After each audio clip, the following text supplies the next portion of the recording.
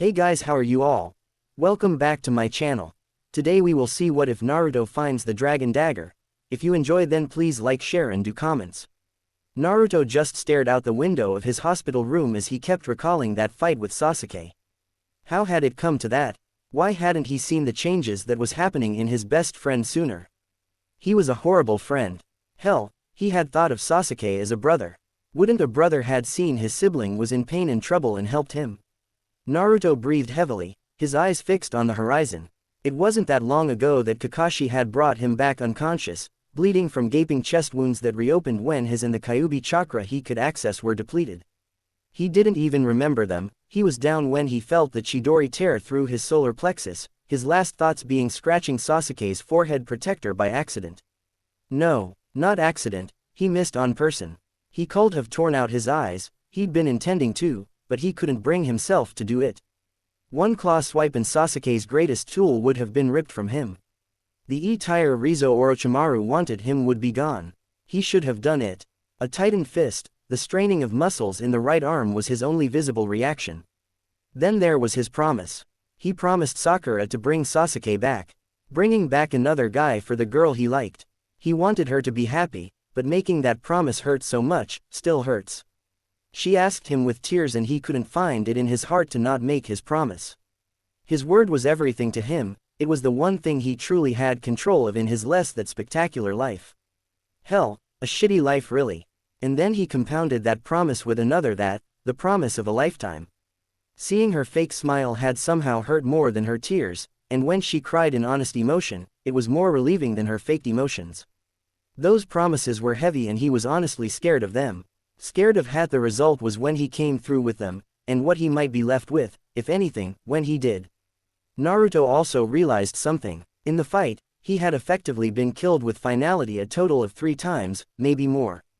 The first Chidori, the head drop into stone, and the Chidori to the solar plexus. He survived only because of the regenerative healing factor the Kyuubi gave him. He stayed in the fight and got his hits in with tricks and gimmicks, creative uses of the skills he did have. But Sasuke with his Sharingan had kept up, and the curse seal allowed him to match the cloak with a tail. He concluded Sasuke had real skill, while his were half-assed and followed up with his tricks. He cursed Mizuki and the other academy instructors for this, maybe even Iruka a little.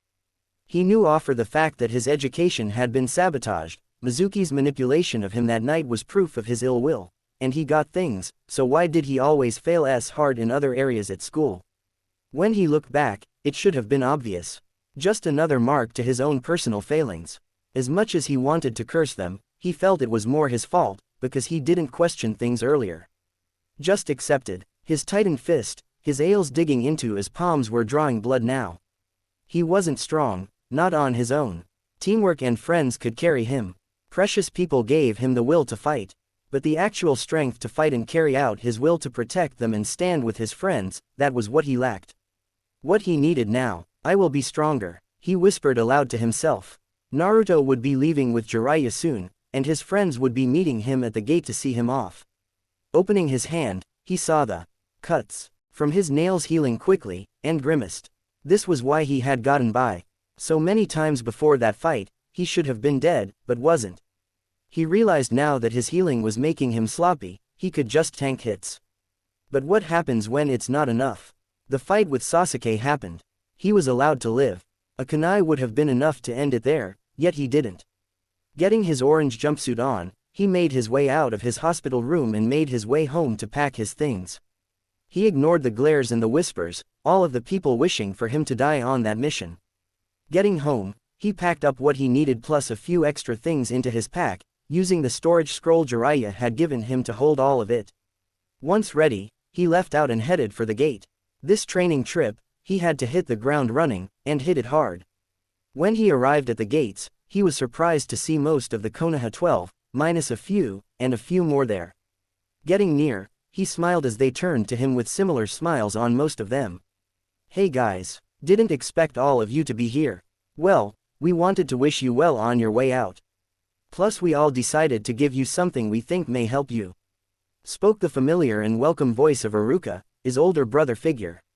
On cue, he and everyone else pulled out scrolls, books and other odd and end things. Iruka came forward first, since he spoke. This is from me, a storage scroll containing some of the basics you learned in the academy, so you can properly review and work on your foundations. A strong foundation, a strong house can be built on it after all. Also, I've included a few other things too, like my echolocation technique. He said with a smile. He stepped back, knowing he didn't have much time and others had things to give Naruto.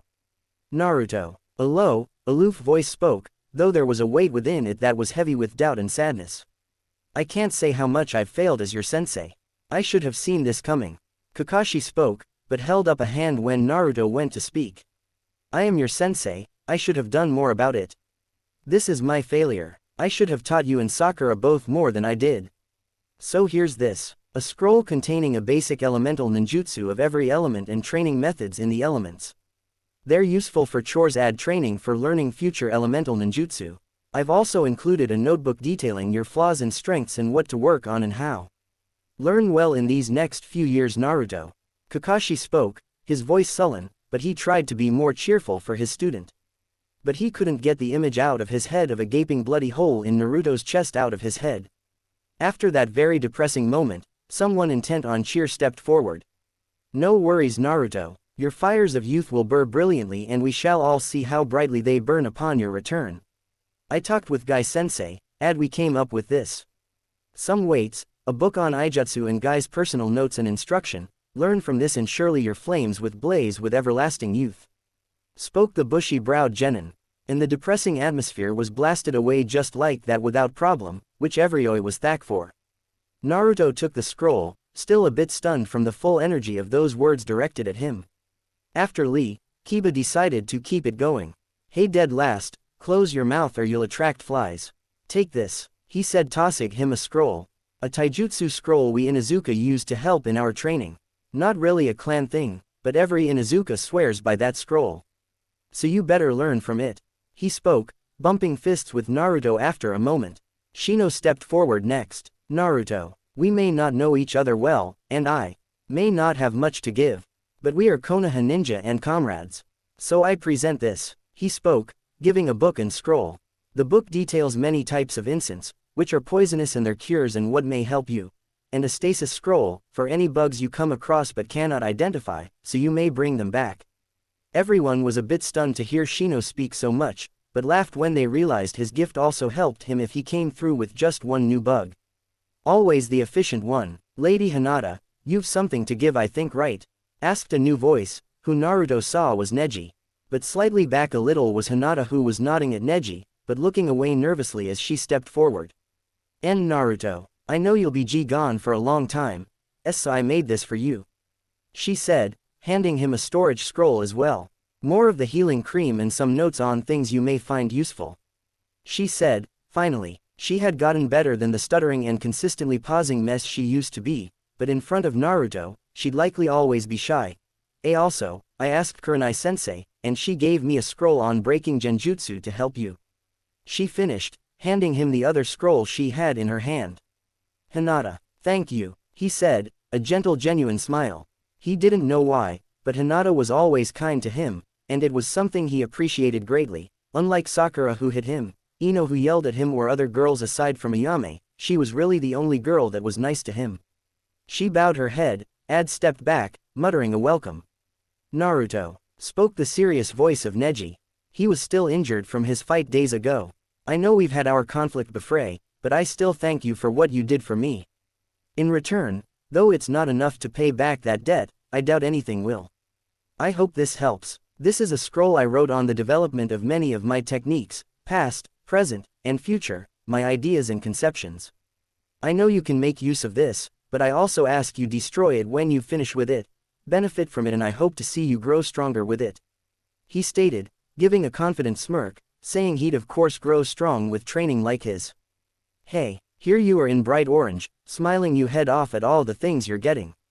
Well, don't let it go to you head. Here, said a female voice this time, catching a scroll.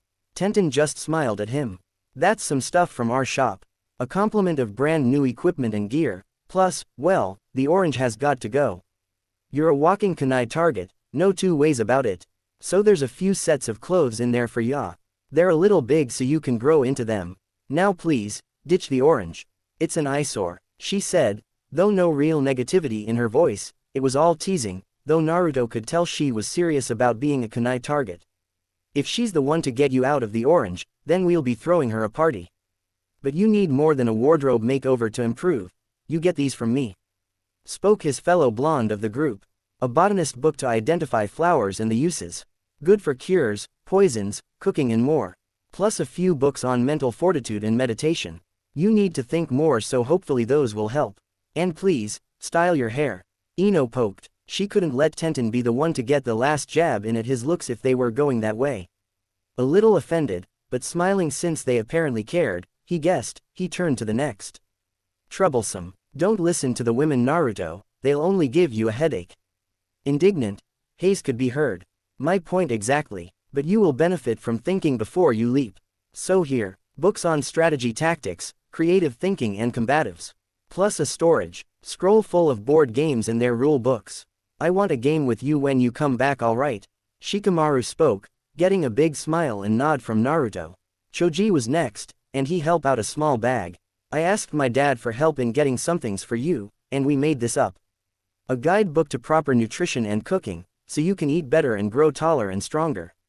Ichiraku ramen is nutritious but variety helps. We also got you some of our pills of different types that can help in your training or in a pinch. Go sparingly on them though, they're stronger than any pill of any kind you've had before, promise. Dad also tossed in a book on controlling your body better with chakra. Something we use in training to learn our signature jutsu. Should help you. Choji spoke, more than happy to give his fellow glutton as much as he could. The Ichiraku father-daughter pair stepped forward then. Ayame immediately grabbing Naruto into a hug. I'm so gonna miss you, Naruto. You have to come see us soon when you get back, she said, giving Naruto, who was essentially a little brother figure by now, a kiss to the cheek. Now take this, she said, handing him a small bag to him before leaning and whispering in his ear. It's a learn to cook book, but also a notebook on how to treat girls. You could have done better during that lunch with Sakura some time ago, but I've included as much as I can think of in there. Just promise to read it and learn as much as you can. Okay, she finished, getting an embarrassed nod from Naruto. Had he really messed up a simple lunch that much? Instantly he was 1,000 times more grateful to Ayame for that and being discreet. Tuki laughed a bit at his daughter's antics, that turned deadly serious. Naruto, listen well, he spoke, this getting everyone's attention. The only time they'd ever seen the ramen chef so serious was the one time they'd seen a guy bash Naruto's head in years ago while eating in their stand. The man found Tuki's largest knife to his neck then, before he ran. What I'm about to give you must never be shared with another soul in the elemental nations. Am I clear? He spoke, arms crossed, and now everyone was nervous. Just what did a ramen chef had to give that required such a condiment and such seriousness? When Naruto nodded, mirroring a similar seriousness, Tuki nodded and pulled a thin booklet from his sleeve and handed it to Naruto. This is the base recipe for Ichiraku ramen. The base upon which every permutation and variation of our ramen builds off of, including our diet ramen. I've included a few of our recipes including your favorites. But this is for your benefit, to cook for yourself, and when you return to show me your own recipes you create. Understand? Tuki spoke, still deadly serious. Naruto nodded furiously, holding the booklet like it was the meaning of life. Everyone was silent a moment, still leaning forward expecting something life-altering. Until the event caught up with their brains and the face planted the ground. All except Choji, however, who was in awe. What? A ramen recipe? That's it. I thought it was gonna be the secret to immortality or something. Hell, even the sagely advice of an older man would have been better. Shouted out. Nonsense. Hoji shouted, huffing steam from his nose. A working man's money-making service has just been handed down. You may only see a recipe, but this has the weight of all of the man's working life now placed in Naruto's hands. His secrets and efforts gone into making that recipe, the ramen that is delicious as it is nutritious. Now lays with Naruto. This is a sign of complete trust. Learn to respect what is taking place. In the life of food, this is a moment of rare happening and great importance. Choji spoke, passionately. Tuki and Naruto didn't even pay attention to those talking, as Naruto slipped the small booklet into his shirt to be secured, bowing respectfully to Tuki, and bowed his head slightly in return, as they stepped back. A moment of full formality left everyone utterly slack-jawed. Seriously. What had they just witnessed? There was a loud bark of laughter, a woman's voice, before the current Hokage stepped forward and smiled. Brat, I hope you realize what all of this means. Despite how things happened, you got friends and people that care for you here.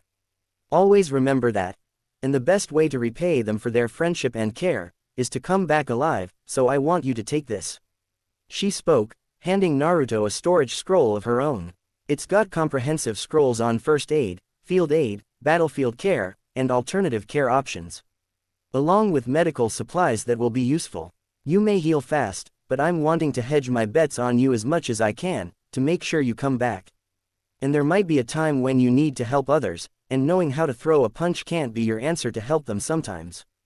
But a simple bandage, some medicine and kind words can do wonders. Got that? She asked, and a firm nod later, earned him a smile and a kiss to the forehead. I'm betting on you, brat.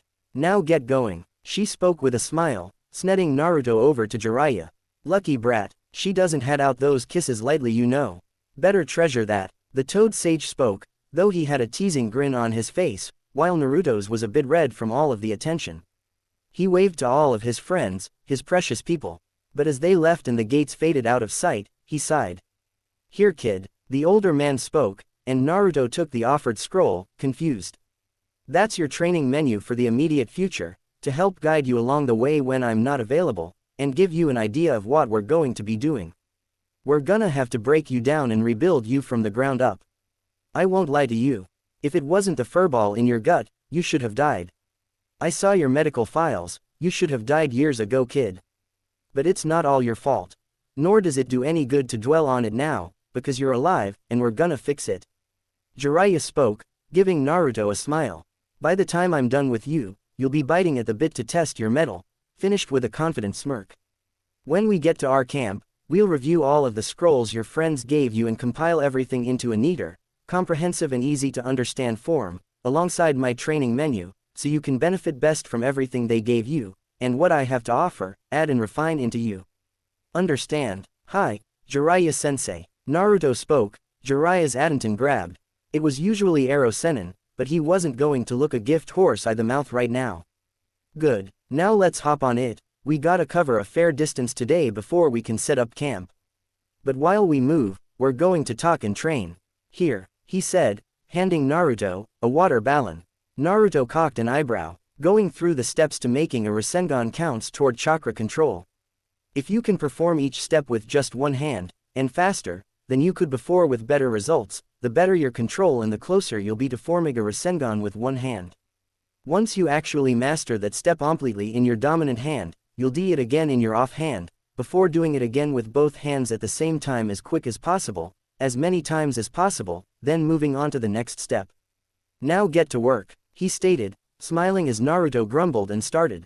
They walked and talked for a while, Jiraiya running Naruto's mind through many possible scenarios and seeing how Naruto would respond, before telling him what he'd do right and wrong, or how the scenario would change. Naruto had trouble with the Rasengan step again, as he suspected, his clone method had stunted and even regressed his control of the Rasengan. He could dedicate half the work to the clone while he provided the rest, a workaround, but a wasteful one and time-consuming, and it sent his control backwards. By the time they stopped, Naruto managed to pop the water balloon one-handed, but he took a lot of effort, so he still had a ways to go. In the camp, Naruto dumped his pack and unsealed everything, then arranging everything, allowing Jiraiya to read and look everything over. The man nodded while Naruto kept working on his Rasengan training, and got to work writing up a new scroll to encompass everything there, including his menu and details, with more to bring together what his friends gave him. Yes, this would do nicely. Jiraiya set all of the taijutsu scrolls together, ninjutsu scrolls, chakra scrolls, technique scrolls and supplies, and information all together. Naruto, make a group of clones, at least one for every book, scroll and piece of text here. He stated, and Naruto just did it, no complaints as he was too focused on his Rasengan. Alright clones, each of you pick up something and start reading. Keep reading until you either finish, then dispel, or until you run out of chakra. No whining, just do it. He spoke, stopping it before it started. He watched the clones get to work and smiled. Kid didn't even realize the potential of his clones, but he soon would. He sat back as he cooked their dinner, waiting for it to happen. About an hour later there was a pop and the original Naruto shot his head up, as did the others, before looking over to Jiraiya. "Did what just happen?" "I think just happened," asked the whiskered blonde, as he looked back to the scroll lying on the ground where a clone used to be. Jiraiya just nodded. "That's right. Kage Bunshin send their memories and experiences back to their original when they dispersed. Kage Bunshin was originally a jutsu meant for scouting. I'm surprised Kakashi never told you about the secret of the technique, though he probably assumed you already knew," he stated, smiling. "Now, make another clone to reread that scroll. Every time a clone dispels, make a new one to replace it to pick up, or reread." Jiraiya finished, before returning to working on the food. Might as well make a few to practice the leaf exercises, tree and water walking too. He finished, and Naruto did just that. Watching Naruto training with his clones was something else, but it was necessary. 3 years was actually short to get this genin strong enough to potentially face S-rank threats. So he was going to have to pull out the stops, and rebuild his foundations, and he was gonna build them as rebar reinforced. Occasional pop of clones would be the only real sound in their camp, and Jiraiya would look the over from time to time. He didn't mention how he had secretly sealed the full Ica Ica series, Blackout Authors Cut Special Edition, signed, into his supply scroll with a note that would guarantee Naruto read them, though for good measure he added the signed personal copy of Tales of a Gutsy Ninja with his parents' note in it, knowing he'd find it eventually. He wouldn't be actively tainting Naruto, but he could do it indirectly-ish, at least. He smiled perversely. Oh yes, this was going to be great. Soon all of his clones had dispelled at least twice by now and it was starting to get dark, so Jiraiya called it quits for the day. Finally, Naruto moaned out as he dispersed all of his clones, wavered a bit, but shook it off. All the information was staggering, but amazing. Creating a few clones to pack everything up, he went over to Jiraiya. "So kid, what do you think of this training method?" he asked. "It's awesome. It's like I learned all of that without even trying, but I know I did." "It's weird but awesome," Naruto called out smiling. "Alright, settle down brat. You're probably the only one who can train like this. This method would kill most people. So we're going to take advantage of it. Now you read everything and know most of the material by now. What can you tell me about what you learned?" he asked, serving up their food. "Well, it was like that. What I learned from one book or scroll, I was able to see the similarities to something in another scroll and better understand it, when before it would have been harder." He spoke, remembering what he was speaking of. "Right, this method allows you to cross-reference information quickly and make connections, but since you're learning T quickly, it's all fresh and thus meshes better. You'll continue to do this with what you have in your pack, as well as other reading material IGVEU, memorizing everything. Then when it's time to practice what the scrolls teach, you'll be better prepared to implement it successfully. Your learning with clones is comparable, if not better, than Uchiha learning with the Sharingan. I say better size you are actually learning it, rather than just copying it. Understand?" "Yeah I do. So when do we start actually practicing then though?" he asked. "Not for a week at least. I want us well far away from Konoha and other before we get into serious workouts, so we don't draw attention. Northwest eat and get to sleep. Tomorrow you put those weights on and we're running tomorrow while talking and you working on your Rasengan," he stated, much to Naruto's groaning, but keeps his words to himself. Their training went on like this for the week, and like Jiraiya said, once they got to practicals, they cut loose. Jiraiya was practically beating Naruto into the dirt with full contact sparring, forcing him to adapt, and cool downs of Naruto practicing the taijutsu forms in his scrolls before back to sparring to use what he memorized the week before and practiced in his cool downs. Then doing all this while weighted on his legs, wrists and waist, was insane. But Jiraiya kept him on this training menu. Like he said he was going to have to break him down before he could rebuild him from the ground up. But while the original Naruto trained physically, his clones did chakra control and Rasengan exercises, and others were combining exercises, while some were doing their own R&D on their old techniques, and new ones. The clones doing R&D discovered something. Their henge and Waijutsu, while different to one another, were similar in one point, the same point that made his henge different than what he read a henge was supposed to be in the review material Iruka gave him. They were real. Skin and blood, pain, real. He remembered the time he henged into a Fuma shuriken and Sasuke threw him at Zabuza. If that had been a regular henge, then that honestly shouldn't have worked.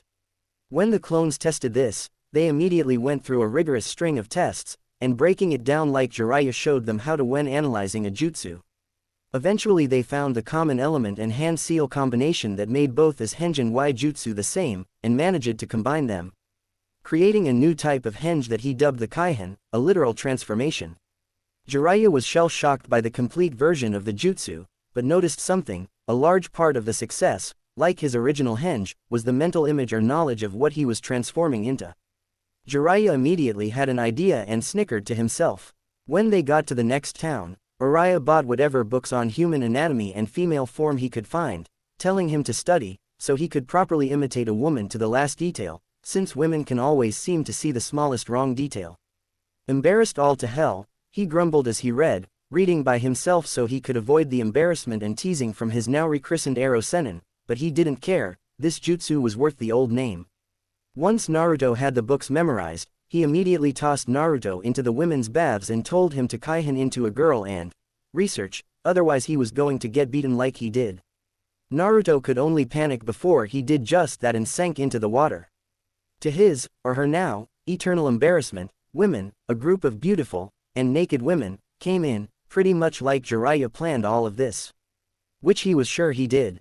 But the other women saw Naruto, and pulled her in to talk with them, and Naruto had to adjust really quick if he didn't want to be discovered. Naruto never saw so much variety of the female anatomy, ever, and in such detail than he did then. But something he noticed was that he was too distracted to focus on her mental image of Kaihen, realizing that once you transform, it stays, no extra focus or even fear of dispelling, just the initial large chakra used to transform and then the lower upkeep to sustain the shape shift. By some stretch of luck, Naruto got out of there without injury and turned back to Naruto once safe. Jiraiya found him soon after and proclaimed it a success, though received a kick in the nuts from Naruto. And what in the hell was all that about? You could have gotten me killed. Naruto shouted at his sensei. Relax kid, you're alive, but you didn't even notice it, did you? Your Kaihen was dead on, no missing details. Jiraiya enlightened his little apprentice. I couldn't even tell when I was peeping. And that's another kick to the nuts down the toad sage, while Naruto shivered and felt very dirty and violated. Don't even go there. Now I'm going to go back to training, I'll see you later. He said, still shaking slightly, not at all liking the fact that, even as a woman while it happened, Jiraiya was purposely peeping at him. It was worse than using the Y jutsu during the month training for the Chunin exam. Naruto got back to his training as he said, and eventually Jiraiya came back with a shit-eating grin. What are you so happy about? He asked, almost afraid to ask. Oh, nothing much, just conducting research in the best way possible. He said, giggling perversely. That jutsu of yours can't be detected, you know. It's something else, kid, he said, a hint of pride, awe and even envy. But Naruto did not look pleased. You took my jutsu to use for peeping? He asked threateningly. Well, I was there watching when you redeveloped it, you know. Did you expect me not to pick it up? He asked, before avoiding a Rasengan aimed for his nuts. Hey, watch it, who's going to train you if you do me an EH? He asked. He awed another but just laughed. Gotta try harder than that, I'm too fast for you and you still make your Rasengan so slowly. But better luck next time. He laughed, as Naruto grumbled and got back to work. Eventually Naruto had revisited all of his jutsu and with Jiraiya's help, had refined everything. By this time, his conditioning was on the rise and his taijutsu was coming along nicely. Chakra control was increasing, as was learning how to manipulate chakra from all his tenketsu, using the Hyuga-style chakra control exercises. From cross-referencing the scrolls he got back in Konoha, he learned the Iruka's echolocation technique, which he was quickly taking to, was a pulse of chakra similar to one of the genjutsu breaking methods in the scroll Hinata got from Kurenai for him. A little tweak and it worked perfectly for just that. The weeks started to pass by, and Naruto's progress using the shadow clones was staggering. He had undone years of a sabotaged education, and now he was by far much stronger than he could have hoped to be at this point, and idly considered where could have been before as he knew the secret to shadow clones in the first place. Eventually he was starting to really master the content of his current training menu Jiraiya had modified with all the stuff he gotten from his friends.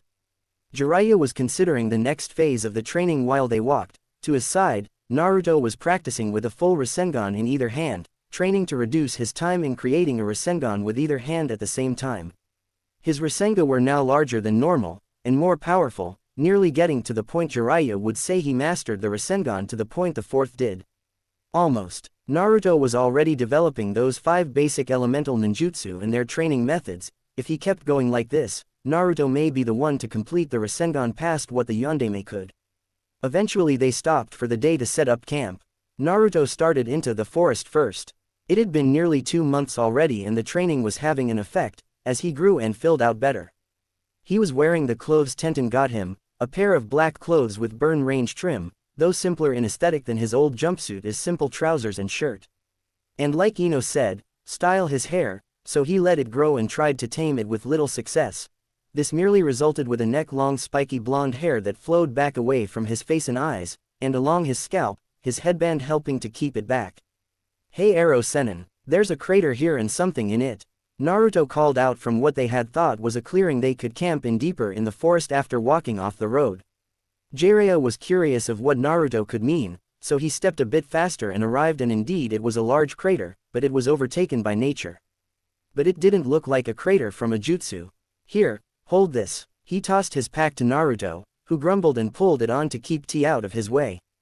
Jiraiya explored the perimeter of the crater, while Naruto went down to the center, where the overgrowth was covering something jutting up from the center. He took a kunai and started cutting off vines, sheets of moss and weeds. Jiraiya meanwhile, found something a bit disturbing. He used a stick to pick apart the overgrowth to reveal what was hidden to find a skeleton, but it was his sadness to see it was small, a babe's skeleton. However, his interest was grabbed when he looked to see what he could see as a like of bones extending from the pelvic area, which he could only determine to be a tail. What in the world?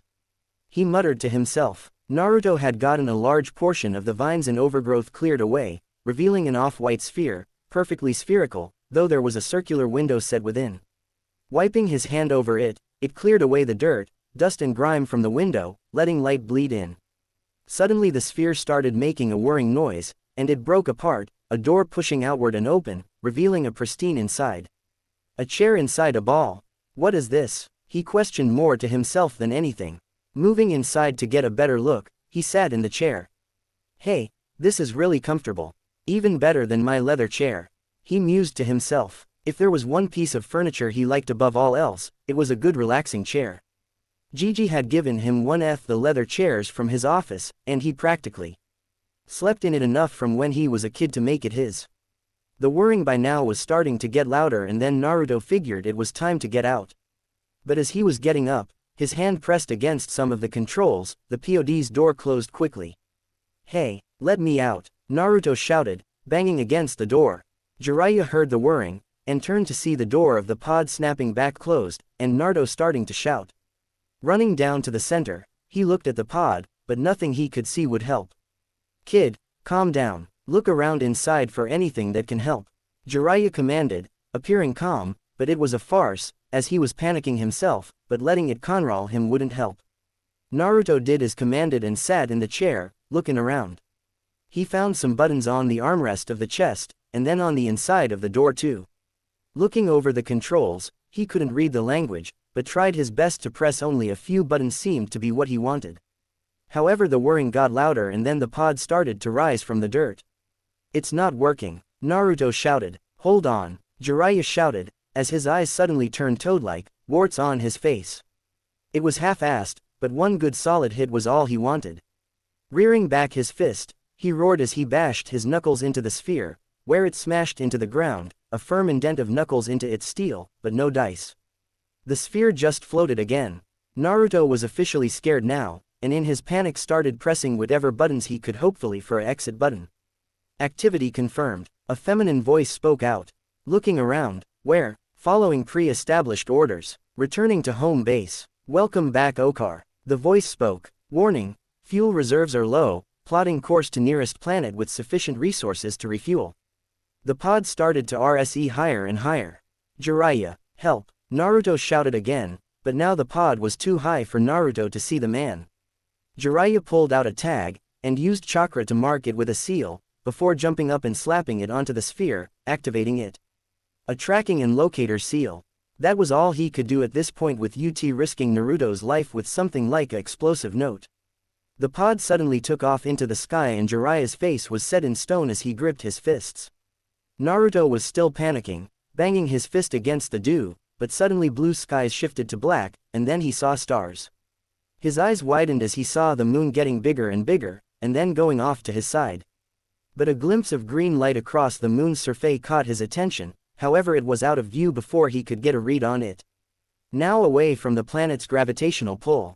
Initiating hibernation. Estimated travel time of 91 galactic standard days. Rest well, Okar. The voice spoke, and Naruto could tell a gas was flooding the PD. He tried to fight it, but it quickly made him drowsy. Sit back in the chair. His and Jiraiya's packs on the floor between his legs as his head fell back to the headrest, and he was out. Damn it, I'm sorry, Naruto, he spoke, looking down.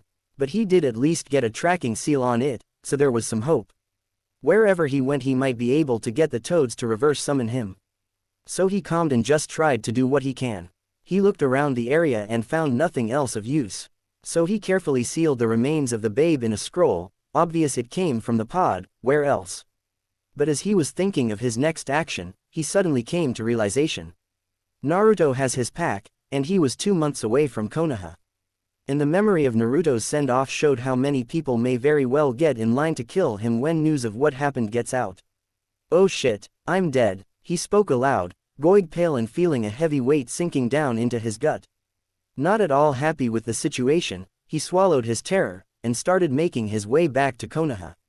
Truthfully, he was fully afraid of what may happen to him. Naruto may as well be a surrogate little brother or even the closest thing to a mother-son relationship that the two could possibly have, considering their individual damage. That wasn't to mention Kakashi either, the son of his sensei. He had a feeling he would know how Naruto felt to have a Chidori shoved through his chest. He shivered at the thought. Iruka, he wasn't sure what he would do, but he had a sudden cold chill that spoke of nothing good. Tsuki honestly scared him, as did his daughter Ayame. The two might as well be family to Naruto, and saw the man work a knife, and he doubted Ayame's knife skills were any less than her father. Difference was though she had righteous feminine fury on her side. Then there was all his friends. Yay, he was going to have to be sure not to stick around unless he really wanted to die excruciatingly painfully. Naruto was slipping into unconsciousness as the gas that filled the pod entered his system, setting his body to regenerative sleep and allowed his mind to drift, until he was out. However, instead of just conking out, the gas was meant as a stasis-type sleep, which had a peculiar effect on the mind, and resulted in Naruto being sent to his combined Mindscape, Sealscape. Waking up from the sleep in an underground area, where water coated the floor, he looked around confusingly. Where? Oh, he spoke, dawning realization of where he was now upon him. I'm inside my Mindscape, but I didn't intend to come here, and if he fox pulled me, I'd be in front of his cage, so how? He asked aloud, as he started walking. Following the familiar path to the Kyuubi's cage. He and the fox may be on obvious bad terms, but he might be able to get answers from the fox. So he kept walking until he stood within the chamber of the fox's cage. Oi, fox, you awake? He asked out to the only other presence within the chamber. Claws suddenly smashed against the cage bars, growling could be heard as the claws were pulled back. So my jailer figures to visit me. How pleasant. The deep gravelly voice of the fox spoke out, its words reverberating throughout the chamber and practically through Naruto. He shook away his fear, even caged the presence of the fox set him on edge. Not really, I'd be more than content to let you keep sleeping, but I need answers. He spoke, getting the fox's attention, however slight it might be. I assume you are aware of what happened a little while ago. A nod from the orange, red-furred fox behind the sealed gates. Then I assume you have an idea of how I got here without wanting to come here. Are you dragging me, right? He asked, and the fox grumbled. I do, but why should I bother to even explain to you? Asked the nine-tailed fox of its warden. Because it'll make this conversation that much quicker and you can go back to sleeping. Naruto answered simply, and the fox considered this a moment. Fair enough, dealing with you for any amount of time is headache enough. Better to get it out of the way. The strongest of the Biju spoke. The gas that you breathed in is some kind of stasis-induced sleeping gas. It essentially sets the body into a trance that slows down all your physical body functions to a crawl, where even a year in this pod would have little negative effect, if any, on your body, for a normal person. With me however, that's a moot point. The fox stated, which brought up a new point for Naruto. There's that too. I've been poisoned and gassed before, yet you've healed me of it, so why has this affected me so strongly now? He asked, and the fox just huffed. Because you stupid human, I allowed it to. The fox stated, and at Naruto's confused expression, it sighed. If I had prevented the gas from affecting, you would have stayed awake in the pod, and by one means or another, whichever came first, died. While this is what I want, it's the where that's the problem. I'd be released into the vacuum of space, unable to move about, get back to our planet, or anything. Imagine that for a moment, he told his jailer, and after a moment's time, the visible shver and cringe was the fox's answer. Good, now you see my point of why I allowed it. This way, you survive, and wherever we land, I can work on killing you then. The fox spoke, resting its head on its claws. At least the fox was being honest with Naruto at least. But if that's the case, why am I here and not completely asleep? He asked, and the fox breathed heavily. The gas puts the body into stasis, but the mind not so much. Normally the mind would sleep when the body goes into stasis, but when it started the process, your mind sank into our combined mind and sealscape here. Which I hope you'll learn to enjoy the pleasures of being stuck in here. The fox spoke mirthfully with a disturbing grin. What do you mean? Naruto asked, not sure he liked that tone or the grin the fox was giving him. Well, you remember what the machine said before it took off. Estimated travel time to the nearest planet it intends to take us is 91 days. But you are in here. Your mind, here time flows differently, especially with your body in stasis, your mind is free to work at optimal speed. Any idea what that means? You read that anatomy book your perverted master gave you. The fox chuckled, reveling in the irony now of Naruto being stuck. Naruto thought for a moment, pulling up the information he remembered reading about the mind, and decided to recite what he remembered to jog his memory. The mind is a powerful organ of the body, capable of running everything the body does in real time without delay, despite the complexity of working the human body. In fact, the mind is capable of running so much more, as using sight for example. The human mind processes 60 to 80 frames a second, as what we normally see. But the mind can process up to 300 frames per second if prompted to. Meaning the mind can. He trailed off, gulping as realization hit him. The mind can process everything up to 5 times faster already perceived. He spoke a little shakily. The fox just grinned at Naruto. 91 days, little human. Stuck in your mind, where you don't need to sleep, eat, or even defecate as you humans seem so pleased to do. 91 days, becomes 455 days. 455 days left to nothing but your own mind. I hope you enjoy it, human, as much as I have. The fox chortled out loudly, laughing at Naruto's lost expression. Now, leave me, go explore and see what you find. It'll amuse me to see you stumble and fall. It stated, and Naruto was pushed from the chamber back out into the hall. He stayed there just staring at the ground for a moment as he processed what he just learned. 455 days, not sleeping, totally awake and left to the mercy of his own mind. I am in deep shit, he muttered after a while. Taking a breath, he tried to calm himself down. It's okay, it's fine. It's only my mind, this is me we're talking about here. Let's just explore and see what we come up with. I'll have to pass the time anyway. So with that, he started walking down the hall, and noticed the hall was changing from dank to dry. A bit of improvement, but then he started to notice doors. Narrowing his eyes, his eyebrows knitted together in confusion, he grabbed the first door and opened it. Why do they hate me? Naruto heard a small, broken and crying voice call out from the open door, and Naruto was assaulted with the memory of his youth, after one of the harshest beatings he had ever suffered from the villagers. He looked on sullenly at the memory and his past self as it replayed out for him before his very eyes and stirred it within himself to remember freshly. Seeing it from two perspectives like this just made the memory that much more intense. Not a pretty sight, is it?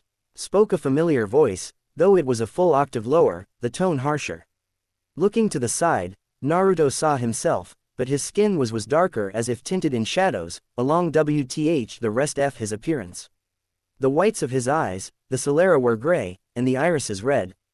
Who are you? He asked the shadow mirror of himself. You. It answered simply, before laughing bitterly. Or at least the you don't acknowledge, the true you, and yet not. It stated. For now, just call me Yami. It stated, smirking as he stepped forward beside Naruto and stared at the memory. Ah yes, our harshest beating ever. I remember it fondly. How many broken bones did we have? Yami asked of Naruto, who shrugged. Oh that's right, the hospital would treat us so you didn't know. Well the fox told me. About 20 light fractures, 37 full breaks, and a few shattered bones. You passed out in the alley in a cardboard box, you don't remember, but the fox healed everything. Though because of how tight the seal was back then it couldn't heal you as quickly as it does now, so it took 3 days to do it. You just slept through it unaware. But I remember, he said, waving his hand and displayed Yami's recollection of the event, and Naruto buckled, holding his body as he re-experienced the pain of it all. Oh yes, did it ever hurt? Well, now you can understand it better now, can't you? He stated, a sadistic smirk. Why are you doing this? Naruto asked, and Yami just frowned. Why, to help you of course. I've got you for 455 days. I want to remind you of everything we've been through, not just what you remember, but what we both experienced. Although I can't lie, this'll be fun for me, since I despise that happy-go-lucky idiot you are. But you've gotten interesting at least. After Sasuke kicked your ass, you managed to get your head out for your ass. Hence why I'm helping you now. Yami just stated, though never gave a full answer as to why. Now get up, there's 13 years of shit you have to see. Yami finished with a smug grin and cheerful tone that was sarcastic. Whatever rejection Naruto had died when he felt his body being pulled to the next door, realizing he didn't have much of a choice. Naruto couldn't track the time, not in the slightest, both from his perspective and Yami's, and from internal memory and viewing it as a spectator. Each one hit him hard, most were bad, and the old feeling of loneliness and cursing the world returned, and Yami practically cheered, but when Naruto latched onto those good memories, Yami would frown and cross his arms. But as they progressed through all the memories, all their pain, Naruto was aware that his life was pretty much shit.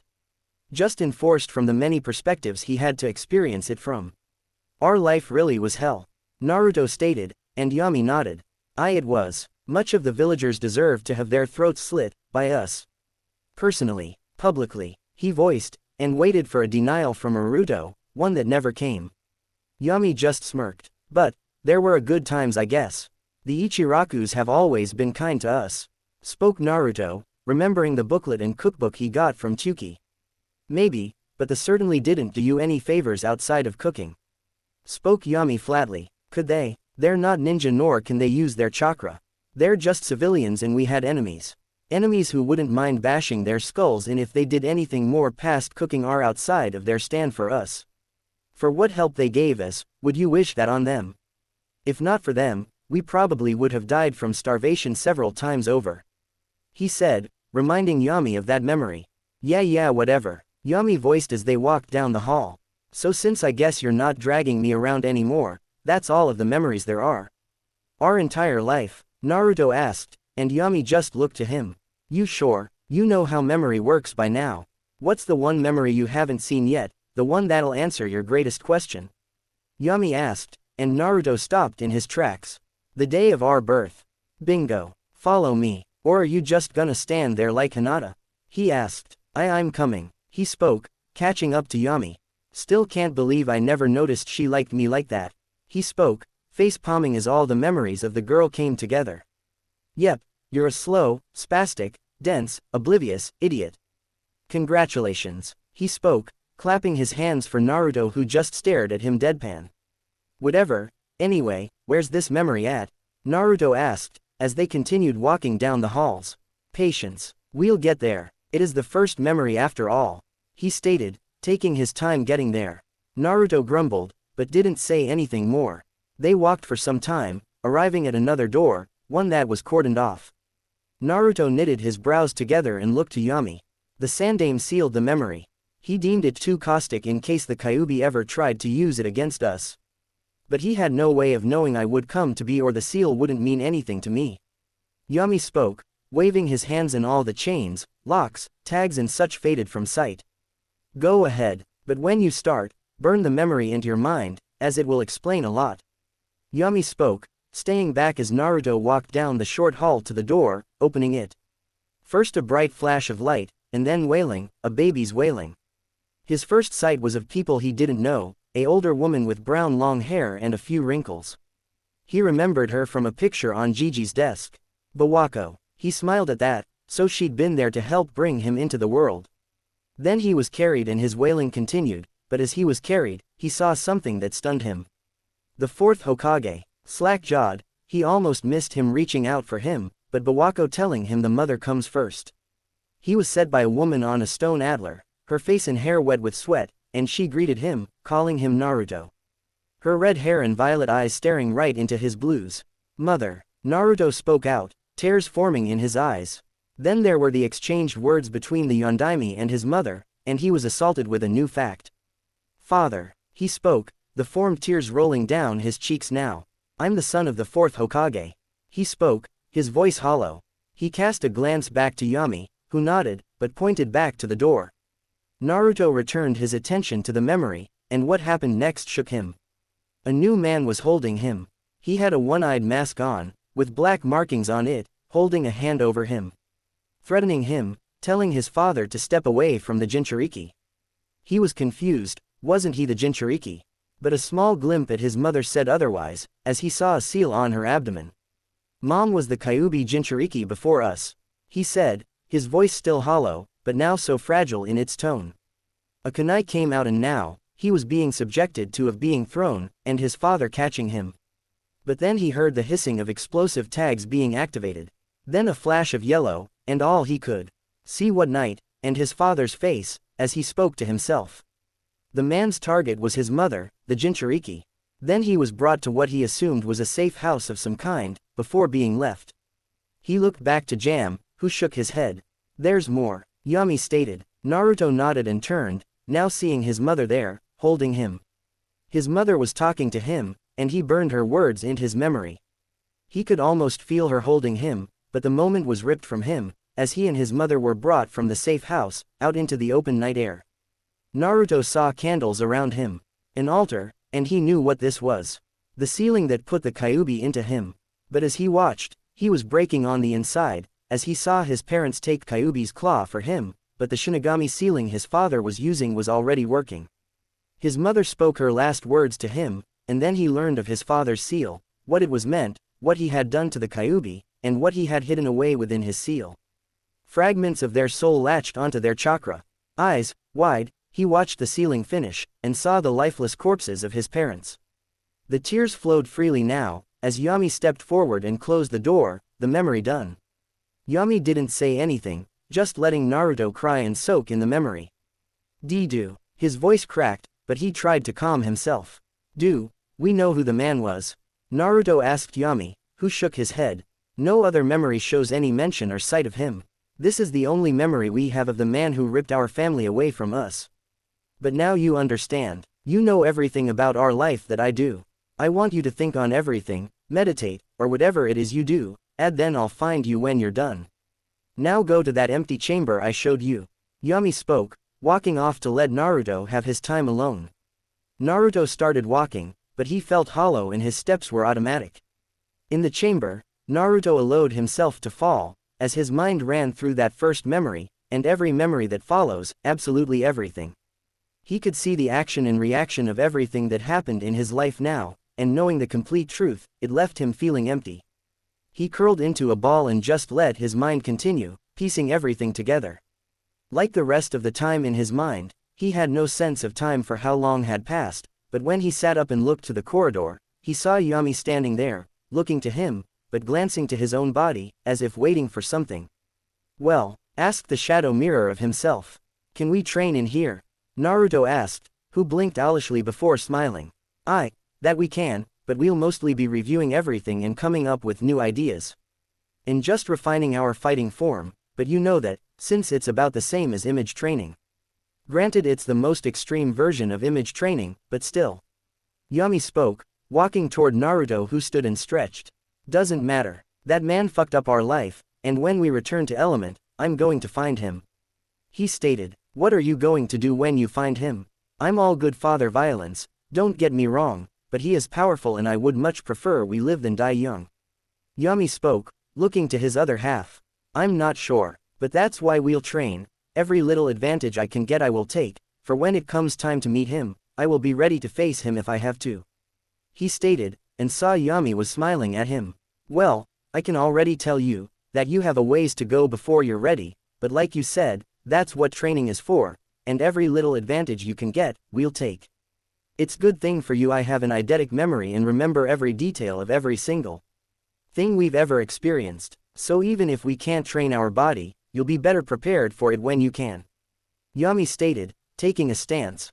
Naruto nodded and followed up, and for an unmeasurable amount of time, Naruto and Yami trained to the absolute limit they could. The limitations of the mind were non-existent. But they could only train to the level Naruto, Yami and his memories allowed. However, that wasn't all that he did now. Between training sessions, he walked back to Kyuubi's chamber and stood before his cage. So you return, and not the same I see, spoke the elder being from behind his bars. I have. Yami showed me our life. Everything, he stated simply and watched as Kyuubi opened an eye at him. So you are only the young half your power and form. He stated, and the Kyuubi just huffed. Your damn father to blame for that one. You tried to kill me. How would you like being sealed within host to host for a full 100 years against your will? I didn't want to be sealed again. Your Shodaime only saw us for power, and Mito and Kushina both kept me under lock and chain. Your seal by far has been the most lax in its restraint of me. He stated, motioning how he was able to move around. I guess I can see that. He stated, you're not angry that I killed your parents? He asked, uncaring, but curious why he wasn't yelling. Not really. I'm pissed, but I understand your reasoning. However, if not for you, I'd be dead, but also because of you, I'm hated. I can't decide where my feelings on you reside. He spoke, looking to the giant fox. Such indifference. I've never felt such equality. He spoke sarcastically. Oh shut it, he spoke, leaning against the wall. Do you know who that man was that ripped you from my mother? He asked, this catching the Kyuubi's attention. No. But he had a similar feeling to another who controlled me. Why? He giant fox asked. Because I intend to face the man one day. He stated, and the fox just cocked an eyebrow. He considered his words a moment before he spoke again. Obviously he was a Uchiha, by how well he could use the Sharingan. But he had a similar feeling to others of fought. One being Uchiha Madara, and the Shodaime Hokage, Hashirama Senju. But only Madara knew how to use the Sharingan to control me. And considering he felt similar to him, possibly a descendant of his. However, the part of him that felt like the Senju didn't feel natural. He stated, informing Naruto of all he knew of that man. I see, but why so forthcoming? Naruto asked, because while I despise being sealed into you pitiful humans, I despise being controlled against my will more. Especially by the damn Uchiha. Why else do you think I ever even gave you a eight-tailed cloak to fight that Uchiha brought in that valley? Surely wasn't to help you. I was hoping you'd kill him. He stated, snarling at Naruto for his failure in that part. Whatever, but we do have a common goal. That man has to pay, and I need to be strong enough to do it. I don't want to rely on your power, but I know damn well I may not be strong enough when we do meet, so, he spoke, looking to the fox who snorted. If you fight him, I'll give you my power. Just so long as you kill him, that is. But don't think I'm agreeing to allow you free reign of my power, it's conditional. He stated, looking directly at Naruto. That's all I ask. I want to be strong on my own. Relying on your power all the time made me sloppy and pitiful. The fight in the valley was proof enough of that. He stated, pushing off the wall and walking down the corridor. I'll come talk to you again. Right now, I need to get back to training with Yami. He stated as he left the Kyuubi's chamber. The fox just looked at Naruto's fading figure before he was gone and just rolled the conversation over again and again in his mind. Indeed, boy, you were pitiful. But if you're serious about this, then I will see to it you at least have the best chance you can. He stated, more than willing to invest into this to ensure he and any other Uchiha who could control him are killed. So started loosing his chakra through the pipe F the chamber, filtering down through the seal and into Naruto's body. The chakra started nourishing Naruto's body, enhancing his regeneration, all wowing his body to heal its stunted growth and filling itself out more, folding chakra through his muscles, tissues, his very cells, to enrich his body, to strengthen it. This gift does not come lightly, boy. So you best not disappoint me. Even if you are the only one who can receive it. he stated, laying his head back down to sleep. Naruto was unaware of the changes happening to his body, but whilst that was happening, he was back in the chamber with Yami, one again running through their taijutsu drills. By this time they had fully compiled and absorbed all the taijutsu knowledge they had to a more than adequate style that fit Naruto's needs. Good. That's enough, Yami called out, and Naruto stepped out of stance. Taijutsu is down about as far as we're going to get it, and no matter how much more you spar and fight against your memory enemies like Haku and Zabuza, there's not much else you can improve on taijutsu without more resources or working on your body. So we'll work on the other stuff next, he stated, spectral forms of the two missing nin standing there waiting. Still can't believe Haku is a guy, he said, sighing. I don't he, or she was actually. Remember, Haku was extremely beautiful. Portraying herself off as a weird boy might have been her first defense to make sure she wasn't raped. Yami shrugged. Good point, and very likely, but I suppose we'll never know for sure. Still doesn't solve the confusion though, he said, shuddering since he couldn't put that thought down at all. No kidding, I've been wrestling with that one since we first met Haku. But stepping away from potential homoequality, he stated, trying to change the subject as the spectral mist nin faded, he considered what to do next. We've been reviewing everything you have, relearning all the things we've ever gone over and learned, relearning and refining. You should be quite a bit strong when you wake up, though you'll have to test it all and train when you wake up to see by how much. He spoke, taking a seat. Wait, what about those chains Mom used, can't we use those? He asked, taking a seat himself. Technically, but I haven't found how to yet. Something is missing I think. And not like we can ask Mom, since we don't know how to access the seal to see her or Dad. He stated, sighing. Besides, you need to learn how to use your body first. Remember, we're not like Gaara, or even other Jinchuriki if we're assuming their Biju is placed in them sometime after birth or when they're older. Kyuubi's chakra was influencing us before we were even conceived, making us stronger right from birth. Compound that with the fact that our Uzumaki lineage somehow makes us special and ideal containers for the Kyuubi, and that Mom seemed to have a special chakra, same as Dad, and that Dad made the seal to leak the Kyuubi's chakra into us since it was sealed into us.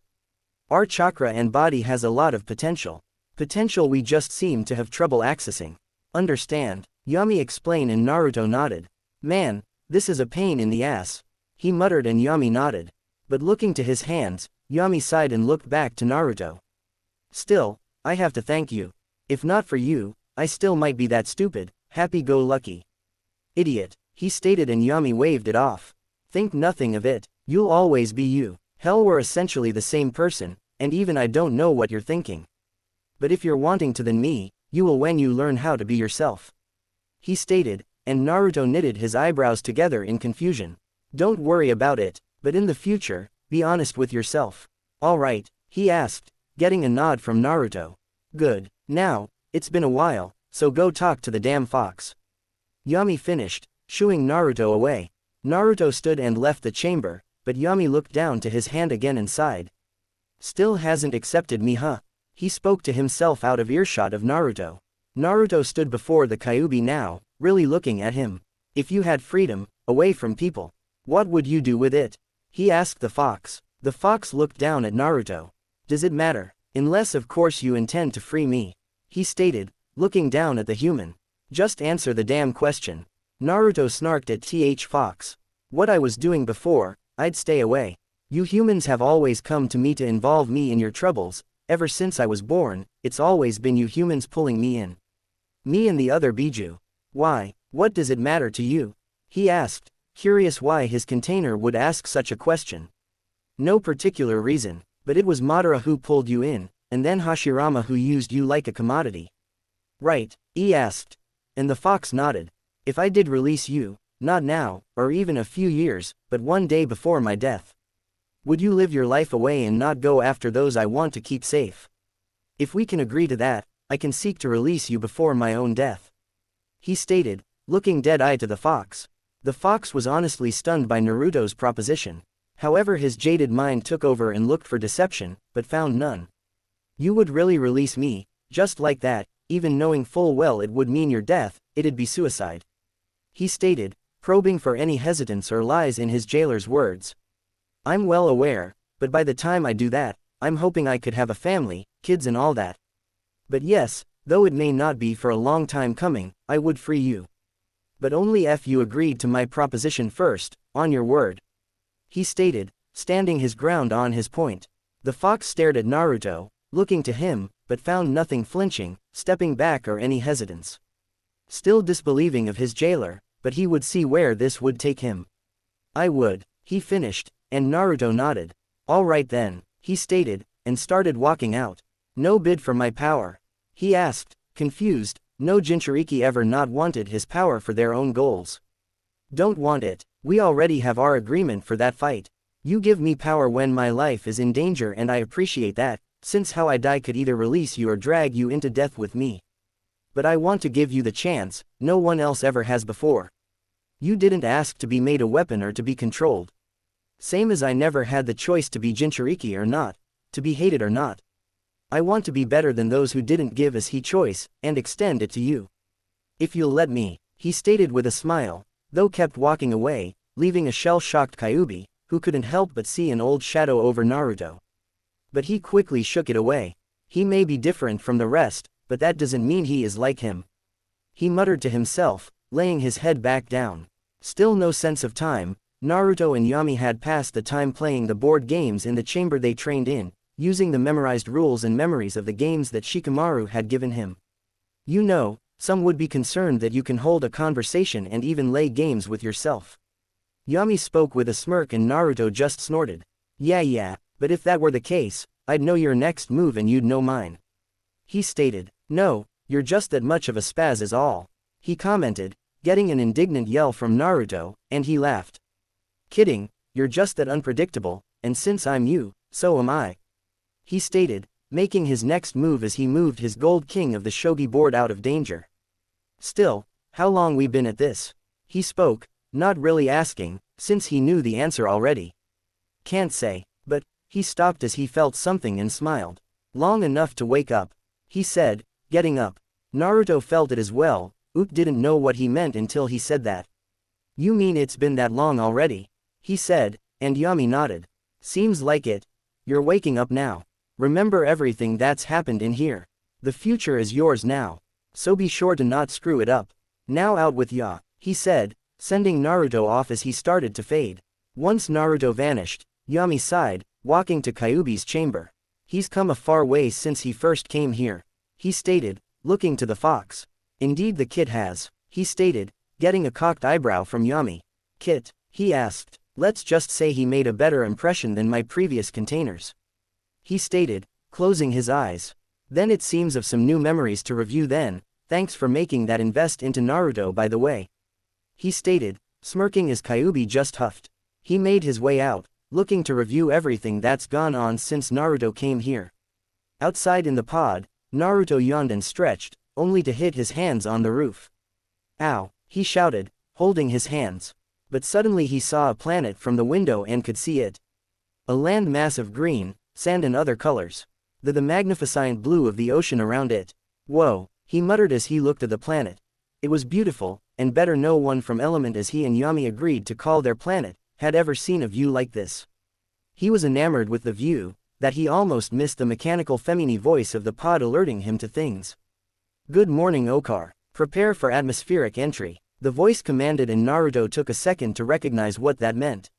Oh shit, he leaned back into his seat, however the pod suddenly rotated, and he was facing back to the starry black of space. He was confused until he remembered his rehashed studies of academics. This was to cushion his fall with the aid of the chair.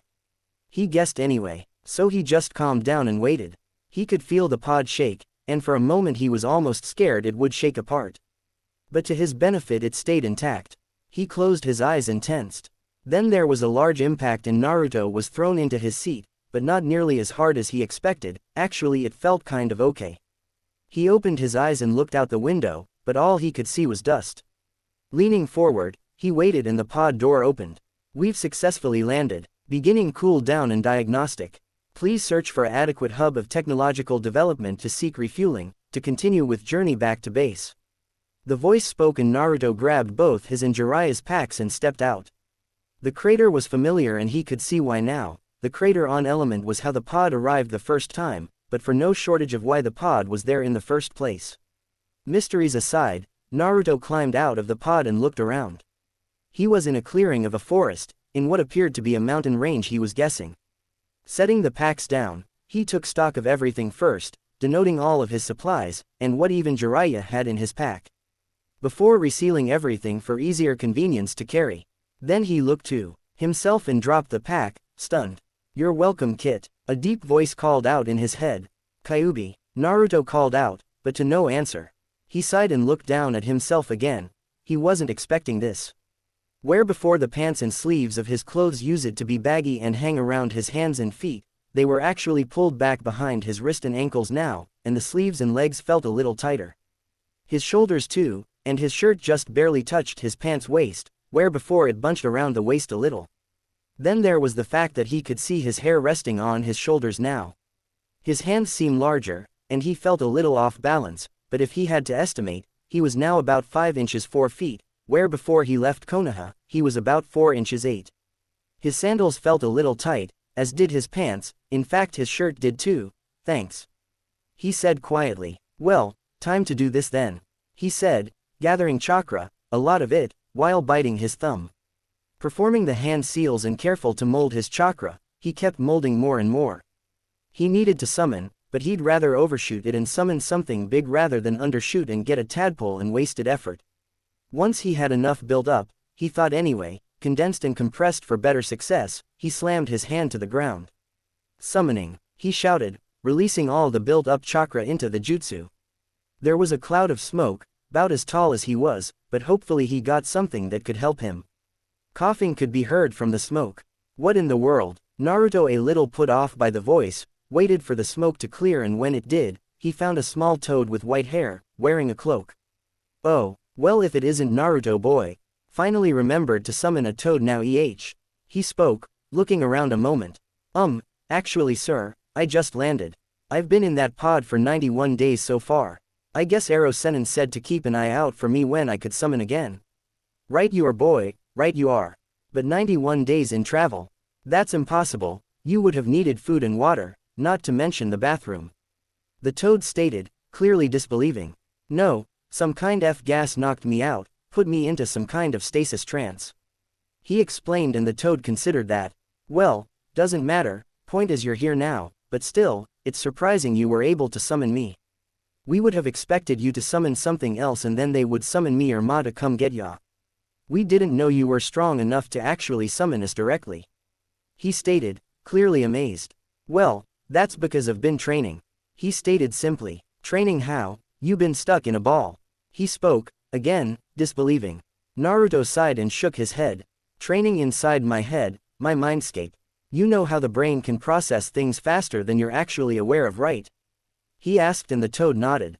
"Well, that's what happened. I essentially just spent 455 sleepless days in my Mindscape reviewing every memory I've ever had, reviewing all my skills, refining, training and developing my skills. And the Kyuubi, I've been talking to it, and it gave me something apparently. I guess it's enhanced my body to make me stronger," he guessed, and the toad looked grim. "Been making deals with the Nine Tails. You need to watch out for that, my boy," he went on, and about to say more but Naruto cut him off. "It's fine, there's nothing to worry about there. Besides, the more pressing issue is getting home now. I've no idea which planet this is, but it has to be a long ways away and I had to exert a massive amount of chakra to summon you. I mean this literally by my standards, not everyone else's. In this pod, I don't know how to work it, but it seems to be out of power, so I can't really rely on it. So what can we do?"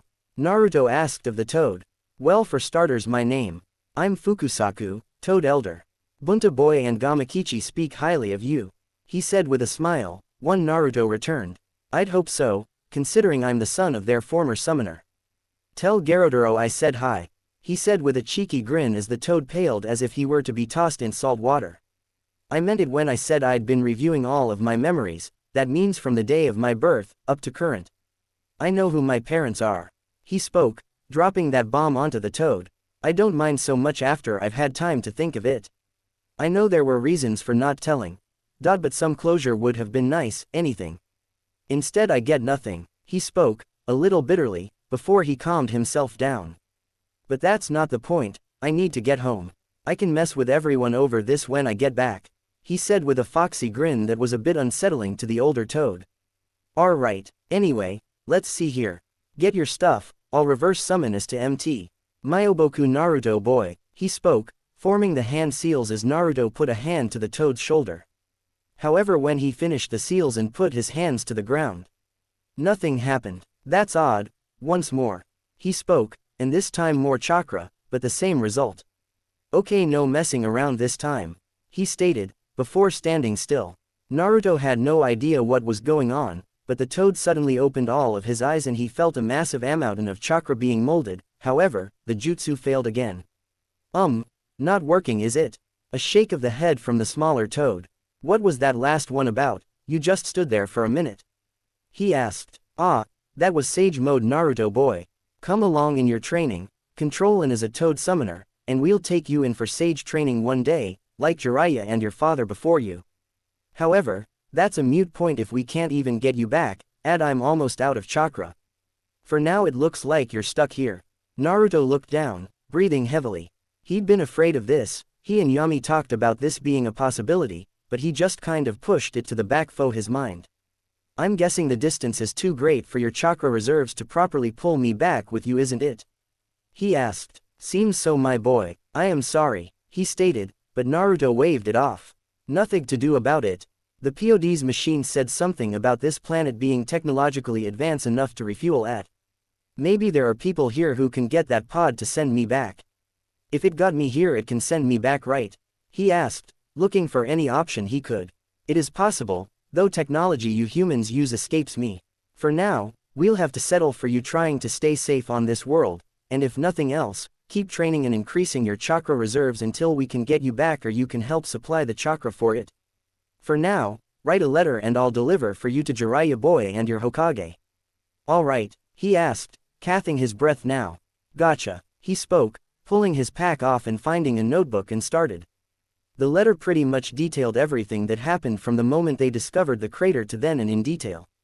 Though he left out Yami for the safety of his mental faculties. Then he had an idea, and wrote a second letter to Tsunade, and then a third for the others like his friends. Once he finished penning the letters, he folded them and signed them, before handing them over to Fukusaku. Mind doing me a favor and having Tsunade read Hersa ND my friend's letter first, before giving Jiraiya his, and if you can, mess with Jiraiya's head a bit about me knowing my lineage, and all that, before you give him his letter. I'll summon ya again to give you a update on everything going on when I get the chance to and something actually happens. Deal? He asked. Deal. He spoke with a smile of his own now. He didn't get to honestly mess with Jiraiya too much, and he could tell there was something worth watching during the reading of the letters. But he looked to Naruto and sighed. You know, you're different that Jiraiya described you as. He said you'd be loud, brash and impulsive. He spoke, and Naruto had a tick mark on his head. Well, I've just had 455 days to essentially review my life and relearn a lot of THNGS, or things that should have been taught to me in the first place but weren't. Can't exactly not change after that. He shrugged a bit. Right, you are my boy. Now try to take care of yourself, won't you? I expect a summon soon, and I'll likely have a scroll or something for you then. Alright, he asked, and Naruto nodded. The toad bowed his head slightly. Again, Naruto boy, I am sorry I wasn't able to do much for you here, but we'll keep trying to help you as best we can. Stay safe and keep us informed. He spoke, before he dispersed in a cloud of dust. Naruto sighed as he sat down and looked up to the sky. Well, now what do I do? He asked, looking up. He didn't have to wait long for an answer as he heard grass crunching and looked over to see a man with black spiky hair and wearing a blue and orange martial artist's GI standing there in the clearing, looking at him. Hi, he asked, greeted, unsure of what to do. Oh, hello, my name's Son Goku. Was that you who spiked his power like that? He asked, wearing a sheepish grin. Yes, it was. I kinda ended up on this planet by accident and I was trying to find a way home. Didn't work. Oh, you're an alien. Well, sorry to hear that, but, well, welcome to Earth, he said with a million-watt smile. 3 months or so back, Jiraiya had managed to make good time to the leaf without delay, and didn't even bother with the gate guards. Instead, he just rushed it for the Hokage Tower. Jumping from ground to top when he was at the tower, he could see Tsunade's shoulders sag when he landed. He didn't stand on their usual ceremony of him annoying her, instead, he just opened the window himself and stood on his feet. "Stay sitting, Tsunade," he spoke, his voice conveying the seriousness of what he was bringing to her. She blinked at him owlishly, before looking around and then back to him, with narrowed eyes. The older woman stared at him, her brown eyes boring holes into him from beneath blonde bangs, the action framing the green diamond on her forehead. The busty woman leaned forward on her desk, hands steepled as she looked at the toad sage. "Where is Naruto?" she stated ominously, and Jiraiya was fairly certain she sensed that was the problem. "Not here, taken," he spoke, and she widened her eyes. Jiraiya sighed, he knew phrasing it that way bought him enough time to explain, and so he recounted the events of their finding the strange crater and the investigation they had. It was a short recollection, but he spoke every detail he possibly could. And when he mentioned of him punching the sphere, she looked to his hand and confirmed the damage, healing it for him as he explained. Sage mode may make the user pretty much impervious to normal damage, but he half-assed it for the strength he needed right then. Once he finished with explaining that he placed a tracking tag when he realized he wasn't going to be getting Naruto out of it and how the pod shot off into the sky, he was sitting in one of the leather chairs with a hand to his face, the other holding a cup of sake Tsunade gave him, which he drank down readily. "Have you tried summoning a toad to reverse summon him?" Tsunade asked, clearly not happy, and even distraught over Naruto's absence now. Naruto may be her distant cousin, but it was still family, and despite how they may annoy each other, they treated each other more like family than likely the other knew or acknowledged. Multiple times, but they can't track him.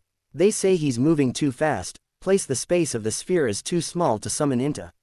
My tracking seal can only determine so much, but I know he is still moving. Lord Fukusaku has placed an order with all toads that once Naruto summons a toad, he's to be summoned by said toad immediately. Naruto should have the presence of mind to know to so summon a toad when he can. Naruto's name is also still up in the records board of MT. Myoboku, if he was dead, then the name would have changed to show it. He stated, setting the blonde woman's worry at ease a bit. Shouldn't have let him near that thing. Who knows where he's going to be taken to? He muttered, only to receive a smack upside the back of his head. Enough of that, you old pervert. You can't help Naruto thinking like that, there was no way of knowing what you were dealing with. So just be thankful we have what we do. For now, give me the scroll of the skeleton you found. You said it was likely the former occupant of that sphere.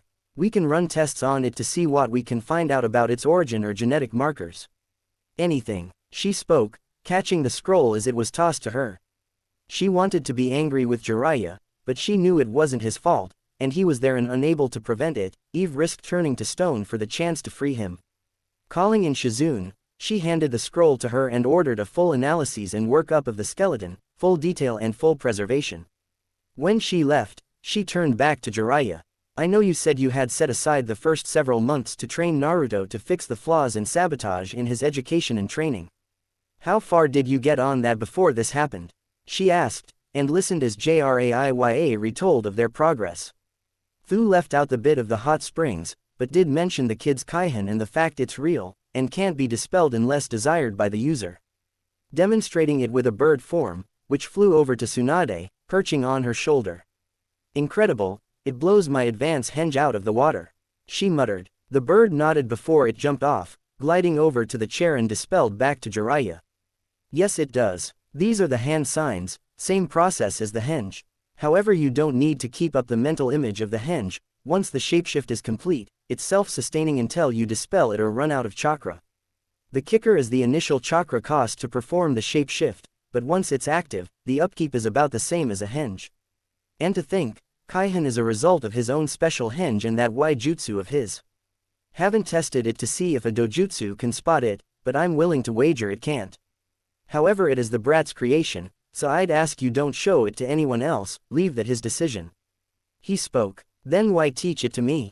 She asked, confused, but grateful, having already replaced her own special henge with the kaihen now. Because I think the kid would have given it to you regardless, seeing as he knows you use henge anyway. Hell, he might have developed this for you for all I know. He said, and she smiled at the thought.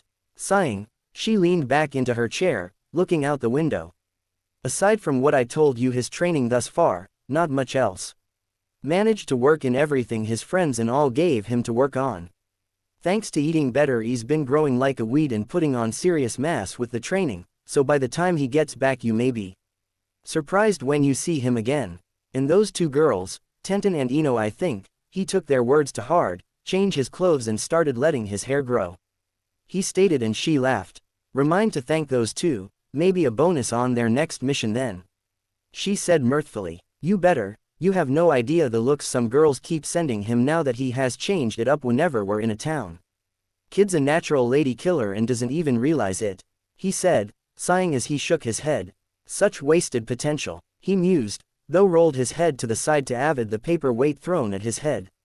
That specific potential better have and remain wasted. If I learn different I will see that any said potential in that area is cut off.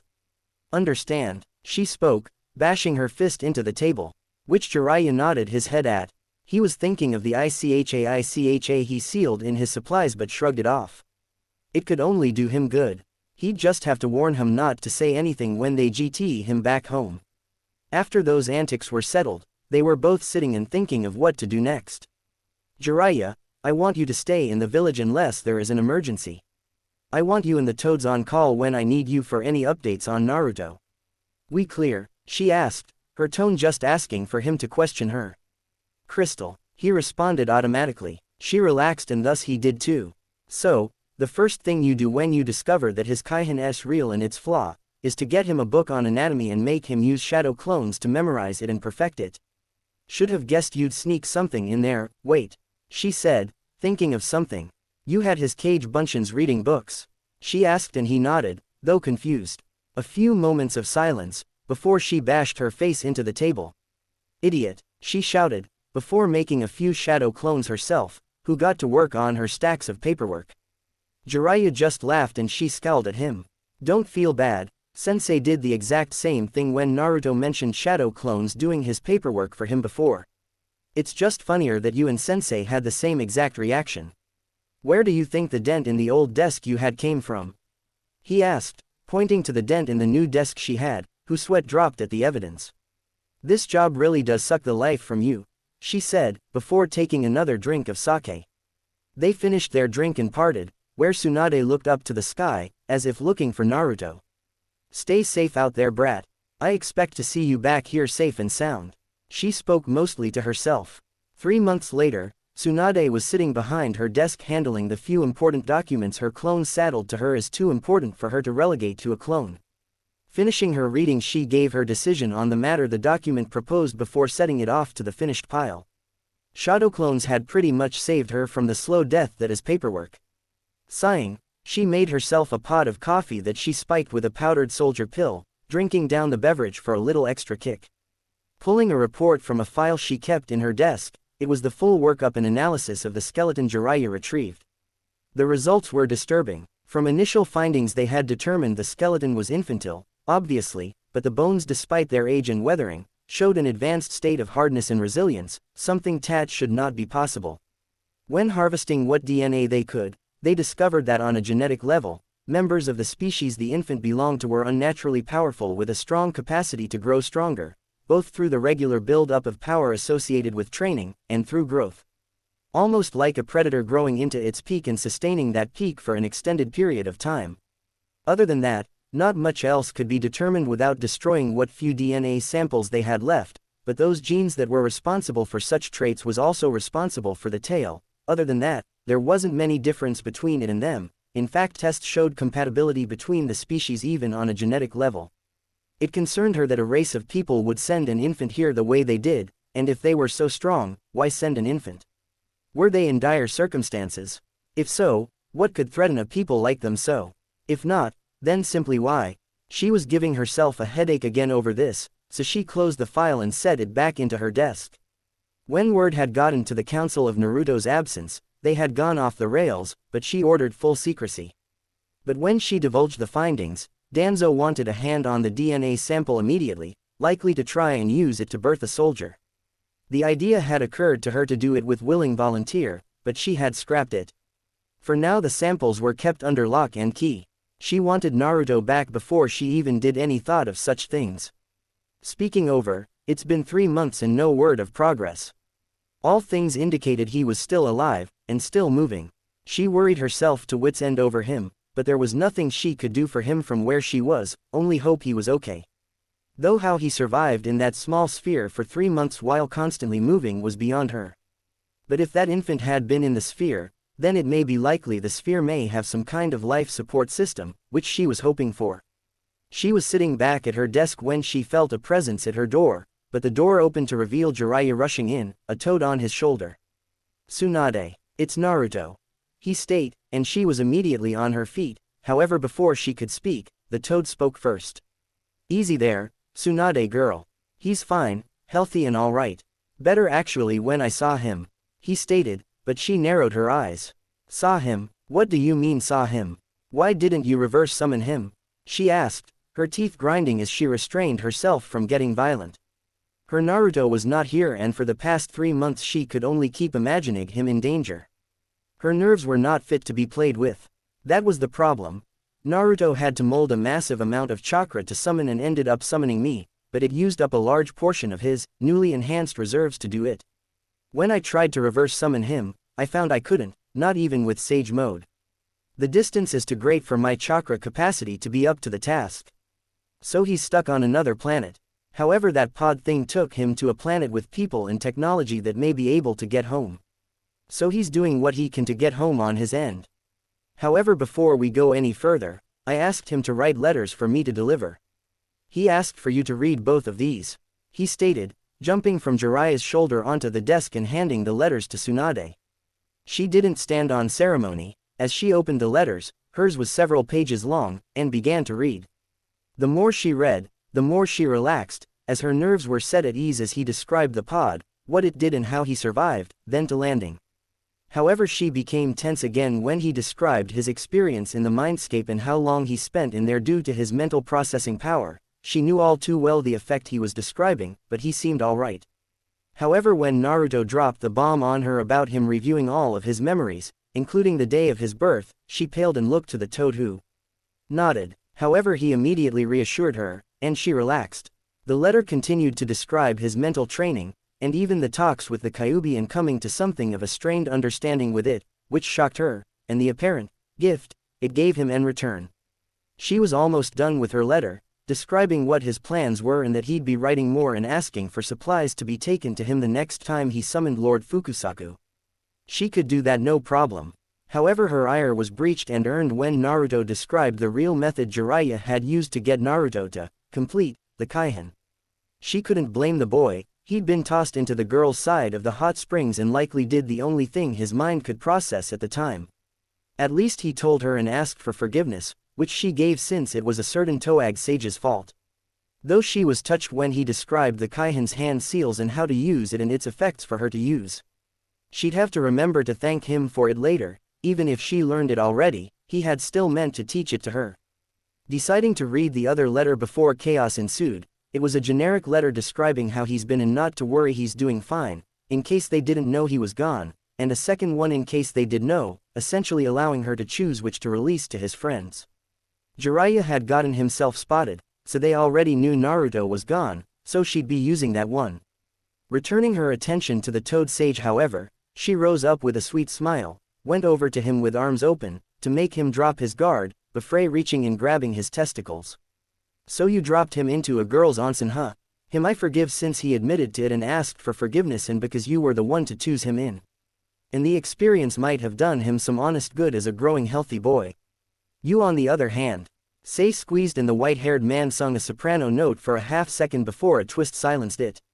"Or not so forgiven, for doing it in the first place and lying to me about it. Now, what punishment do you believe is appropriate?"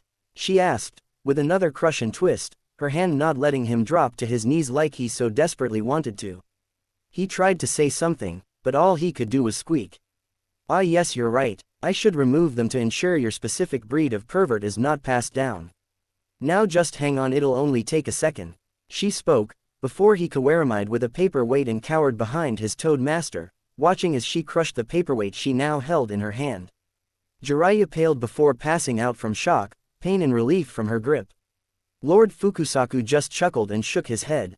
He knows what will happen for his antics, yet he still proceeds to do them for some odd reason. Jiraiya boy really is a strange one, he muttered, sighing as he looked to Tsunade. Well, Naruto had asked me to toy with Jiraiya in his stead on account of his lineage, but perhaps you can do that for me, since he has passed out and I have a few things to prepare for Naruto boy myself. I'll return as soon as I'm able. Here is Jiraiya boy's letter. Naruto boy asked it be given to him only after he's been riled up and messed with enough. And I ask you not crush his testicles. While I do not care for his pervertedness, I would like at least one of my students one day having a family, and until Naruto boy exceeds Jiraiya boy here as a sage, it's him for the time being. He spoke and Tsunade agreed with a sigh, but smiled as she took the letter, and watched as the toad dispelled. Looking back to Jiraiya and the letter, she smiled before hiding it within her cleavage. Oh, she was going to have fun with this. Calling in Shizune, she waited. Yes, Hokage-sama, the W-man asked, but looked over to Jiraiya, though Tsunade just waved it off when Shizune pointed to him. Yes, we've had contact from Naruto. However, he's stuck and unable to be reserve summoned. I want you to prepare a storage scroll with standard supplies for long-term survival in hostile territory and a few extra things. She stated, handing Shizune a note she wrote of the items mentioned. Also, see that this letter from Naruto is delivered and circulated among his friends, starting first with the Ichirakus, and ask if they would like to write a letter in return, so it can be delivered to him via summon. The woman nodded and left to acquire the order, make her delivery and soon to return. Back on Earth, Naruto and Goku, as the man was named, were getting into a basic conversation. So that's what they planet is called then? He mused and Goku nodded. What about yours? The man asked. Not sure, I just called it Element. Not to be rude though Goku, but, you wouldn't happen to know anyone who might be able to refuel or get this spaceship working where it could send me home, would you? He asked, hoping to get something out of him. I think I do, but she's never really worked on a spaceship far as I know. I could take you and it to her if you wanted. He spoke, making the offer. Awesome, hang on just a second.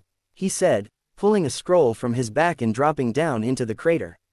Setting his seal facing the sphere, he applied a bit of chakra to it. Seal, he uttered, using the word for the mental focus, before the pod was sealed into the scroll. He rolled it up and tucked it into his pack. Whoa, that was like capsules, the man shouted. Naruto looked at him confused a moment. Capsules? He asked. Yeah, little pill-shaped things with a button on it. Press the button and it'll become whatever is stored in the capsule. Press the button on it and it goes back to being a capsule. Though I've never seen a scroll used before. He explained. Well, because this isn't capsules. This is Fuinjutsu, the sealing arts. I'm still rubbish according to my sensei, but so long as the seals are already drawn, only need a little bit of chakra to seal and unseal things to and from scrolls. He went on. Chakra, what's that? Can you eat it? He asked, scratching his head with one finger, head tilted slightly. No, chakra is your internal energy, expressed outward for jutsu, or techniques we use on my planet. He spoke and the man got excited, almost hopping practically. Wait, you mean ki, your people can do that too? You're a fighter, right? You got the physique of a fighter, plus the look and feel. But not sure of your skill though.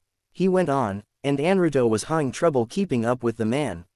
Easy. No, when I eat chakra, I meant chakra. Not sure if it's the same thing as ki or what, but it's the combination of one's mental and physical energy, molded together to create chakra and then projected into jutsu, like breathing fire, sticking to trees with only your feet, walking on water, or even this. He said, forming a Rasengan in his hand. The man oohed at the sphere, and then formed a glowing sphere F his WNN his hand, about the same size, but Naruto noticed it was just a ball of energy, it had no internal rotations. So it seems to be something similar at least. Yeah, ours is your vital energy of your bodily essence, developed into a higher form known as ki, that we project outward for techniques like this.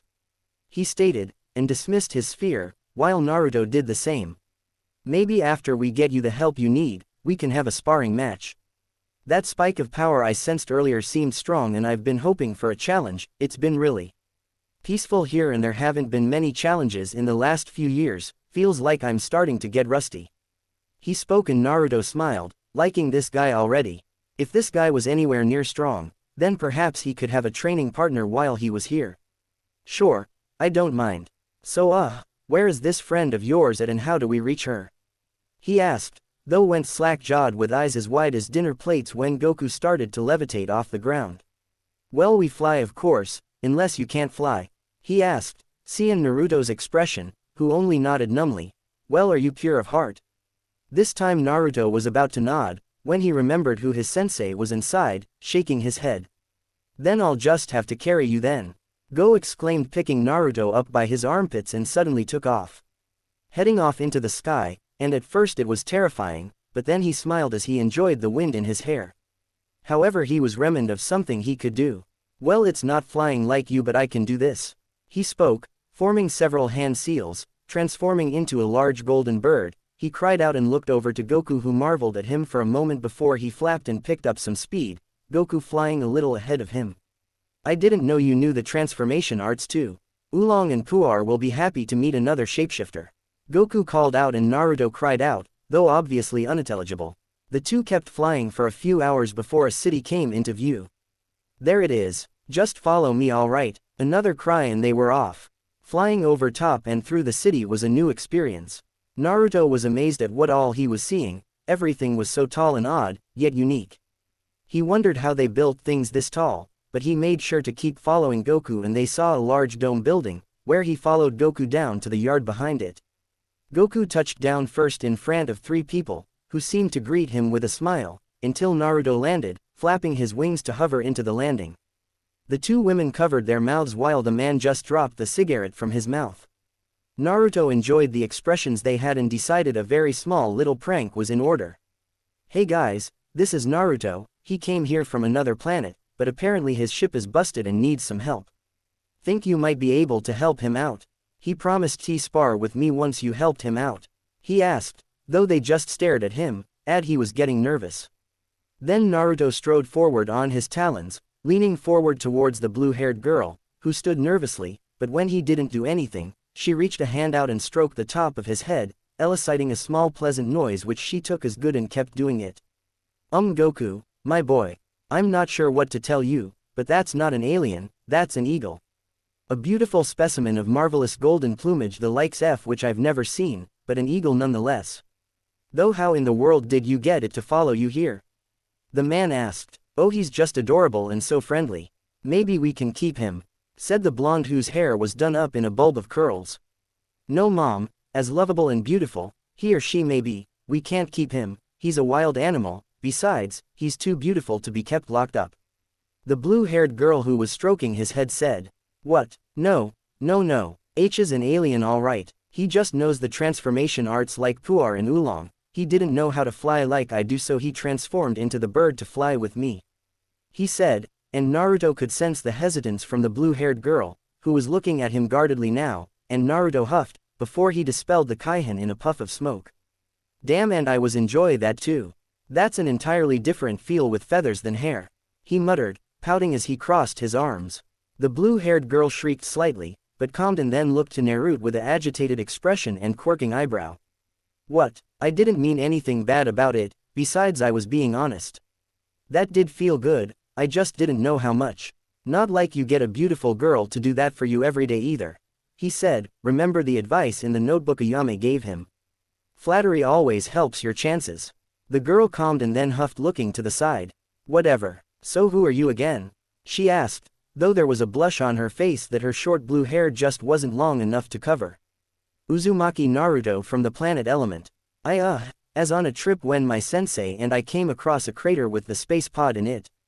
I didn't know what it was until it turned on and I got stuck in it and it brought me here. I was hoping someone could help me use it to get back home or something, he said, looking to them. Oh, right, well, let's see what we can do, shall we? Where's the space pod and we'll go pick it up, he said. Oh, it's right here, he spke, pulling out a scroll, unrolling it and channeling chakra to the seal it was stored in. Release. And with a puff of smoke, the pod appeared from the scroll. Capsule technology, the older blue-haired man asked. No, Fuinjutsu, the sealing arts. Essentially there's a space inside the scroll through the sealing formula in the way of the pattern draw onto the scroll that allows me to seal and unseal object to and from it. No technology involved, as far as I know. It just uses my people's internal energy, chakra, to do it. Oh, I see. So you one of those types, but found a way to use that energy of yours for more than just fighting. Well done, he proclaimed, but then looked to the pod. Well, it seems to be in good condition, except for this fist print in it. Yeah, that may have come from my sensei, when he was trying to get me out before it took off, but to no luck.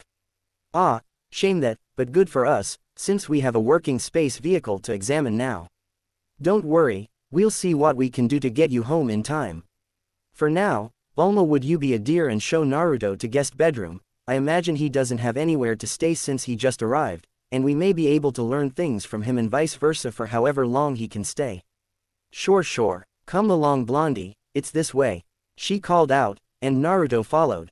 But hey, what about our sparring match? Goku asked, dejectedly. Oh hush you, all you ever think about is fighting, case in point, you haven't visited once since that last big fight, you're literally just a few hours flight from me, like you were today. She said, angry. Don't worry Goku, we'll have it sometime soon, but I would like to get some rest and food, besides, isn't there anyone wondering where you went to? He asked, and Goku suddenly panicked. Chi-Chi, sorry, gotta go, he pushed before flying off. Naruto just blinked, as did Bulma. Does he do that often? Naruto asked, and Bulma sighed. Not really, guess Chi-Chi made quite the impression on him in their married life. She said with a snicker. Sounds nice. He spoke, a little sullen, thinking how something like that probably isn't possible for him. Bulma turned to him a little concerned at that tone, but not her business. Well, here we are. So tell me about this planet of yours and your level of technology and whatnot. She asked, or rather demanded, as she rocked onto her heels to lean against the wall, hands behind her head, while he unpacked his pack and scrolls, thinking it'd take a while for them to get the ship working. Well, let's see, I call the planet Element. And from there he just talked about his home planet, explain all he could really, about the nations, ninja and chakra, their techniques, how the villages lived, the wars and all, everything he could that wasn't personal to him really, or at least anything recently personal. He wasn't too bothered about telling people he had a shit life. But he didn't feel the need to voice it right now. Though the now named Bulma seemed dejected that Naruto didn't know too much about technology, but what he did know, like the giant heaters of the land of snow, or the chakra armor that creates barriers, seemed to interest her, and when he showed her the Rasengan, she was pulled in by how she could literally see the energy moving inside of the sphere. When he was DNE, he was sitting on the bed in the room and Bulma in a chair by the desk inside the room as well. Wow, your world seems so diverse from ours. Yet some things are just the same. Can't believe you're a child soldier, and that you're only 13. I'm twice your age, she spoke, somber, though disbelieving at the lat part when she looked him up and down, and muttering last part to herself in a low whisper. Hey, I am 13, though, does your planet have wars too? He asked and she just nodded. There used to be, but they were rare, but we had a big threat from an army called the Red Ribbon Army, they're gone now though so no worries. She spoke, waving it off. Well, would you like to come down to the lab with me? I'm sure Dad probably has the thing taken apart and gotten coordinates for your home planet from its computer now. She spoke, getting P and Naruto followed her, his room now set up for his use now. He hadn't even noticed how long they were in the room talking. Following her down to the lab, he was amazed by everything he saw and honestly, felt really out of his element here. Ah, Bulma, Naruto, I trust you're all settled in now then? Asked the older man. Yes, I am, thank you drive, briefs, he spoke, trying to be on his best manners for his host. No problem my bye, we'll have you on your way soon enough. He spoke, and directed them to a table where, he could see the ship's shell and all the guts, including the chair, torn out. Now as you can see I've gotten the ship down to its basics parts and should be able to replicate everything in time for a new ship that you can better control. Though I may take some extra time to ensure everything works and see where it can be improved. For now I want to understand as much of this as I can before I build anything. I've already extracted the coordinates from the computer, including where you came from, and where all this specific pod has been to and was going to. In time I should have it perfect for you to get home. In the meantime just settle in and find a way to pass the time. Alright, he asked and Naruto just nodded numbly, surprised he could do all of that. Well I'm not sure of you Naruto, but you need some new clothes to fit in and those ones look to not be fitting you anymore. So I'm going to take you out shopping. We'll be back later Dad. She shouted out, all but dragging Naruto out of the lab and away, much to her father's amusement, before he got back to work. Naruto, on the other hand, was no so amused, and didn't really get his bearings again, until he found himself in a clothing store and having clothes thrust into his arms and ushered into a dressing room. "Now try those on and see how they fit, then let me see," she called out, and Naruto grumbled, but sighed, as he got changed, but sealed his pouch and thigh holster away for now. He chose to let his necklace hang out now and came out to let Bulma see him.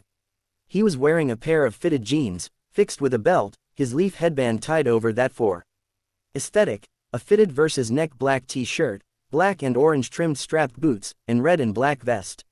His blonde spiky hair still flowed back, just long enough to pool slightly around his shoulders, letting his deep blue eyes to be clearly seen, as well as his whisker marks, which had grown more defined.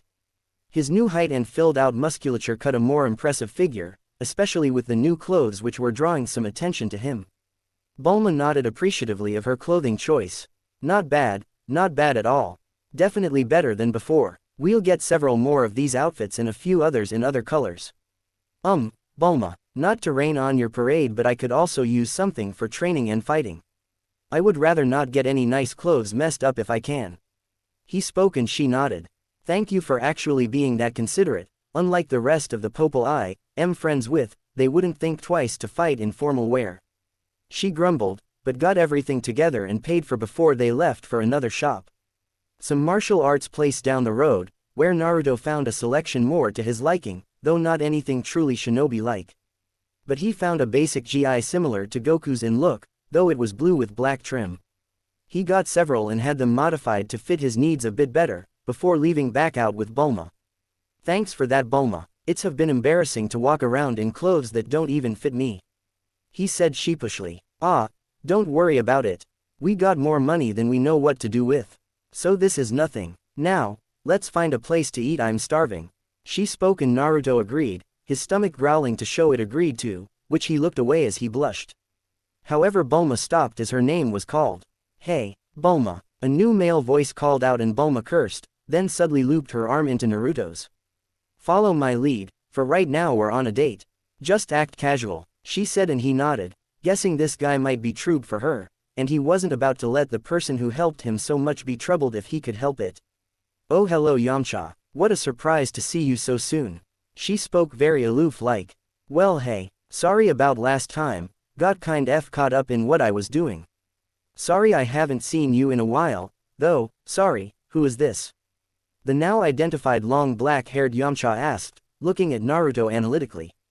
"Hey, I may look alright, but don't start checking me out," Naruto said, deciding to have a little fun with this where he could. Bulma snickered and Yamcha sputtered but huffed a bit as he regained his composure. "His name is Naruto, he's new in town and staying at Capsule Corp with us. He asked me out on a date and I accepted," she said, emphasizing that he asked and she accepted. And Naruto could see Yamcha flinch. "Ooh, so that's what's up. Well, he could still have his fun. Well, I thought what better way to get to know the area than to have a nice date in it and discover what you can find with someone you can enjoy it with. Doesn't hurt either if your company is beautiful and worth keeping." Now Yamcha looked as though he'd been stabbed and was trying to recover. "Oh yes, we've got to get to the restaurant, they won't hold the reservations all night." "Well, it was good seeing you Yamcha. Hope you have a good game tonight," she called as she directed Naruto to walk away. Once they were away, she cackled maniacally. "That was perfect, you're a natural," she called out, laughing. "Well, I was known as the prankster king back home.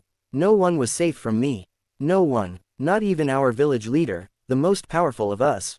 I managed to prank an entire ninja village and never got caught," he said, noticing his arm was still looped with hers, but he wasn't going to say anything. He was actually rather liking this close contact. "So what was all that about?" he asked. "Wow, that's impressive, and not sure if I should be scared, or not." "Nah, you're on my good list, and a friend. I wouldn't prank you unless you actually truly and well deserve it," he said. "Oh, that's good. Well, anyway, Yamcha is kinda my on-again, off-again boyfriend. We've got some problems, but we work them out. I still love him, but amen if he doesn't piss me off sometimes. Like just recently, he became a pro athlete. He's a damn fighter like Goku, but he goes and becomes an athlete, and the fame goes to his head. he's suddenly out with every other girl but me, his actual girlfriend. She hollered. Huffing could see why she was mad now, sounded like he didn't appreciate what he had. If it were him, well, if it makes you feel any better, that's his loss. Personally, I don't see why he would want more than you. He spoke, pulling her arm a bit tighter, and she finally noticed her arm was still looped with his, but his words and the action made her blush and she smiled. Thanks, Naruto. She spoke, letting there be silence, before she coughed. Anyway, we need to find a good place to eat at and get back. I'm sure Goku will be here tomorrow for that damn sparring match and you'll want to be well rested for it. So any preferences? She asked. Well, some, but I've been told I need some more variety in my diet, so you pick. He spoke, letting her have control, which she seemed to like honestly. She smiled and pulled her arm away, but grabbed his wrist. Come on, follow me then, she said as she ran with Naruto following behind her. They came upon a little barbecue place that reminded him vaguely of Yakinu Q from Konoha, even to the grills in the table, and they had a good diner where Bulma told him of her world and some of the things she's been through, including her time with Goku, the adventures and the crazy fights. Damn, and I thought some of my fights were whacked out, he said, and that got her attention.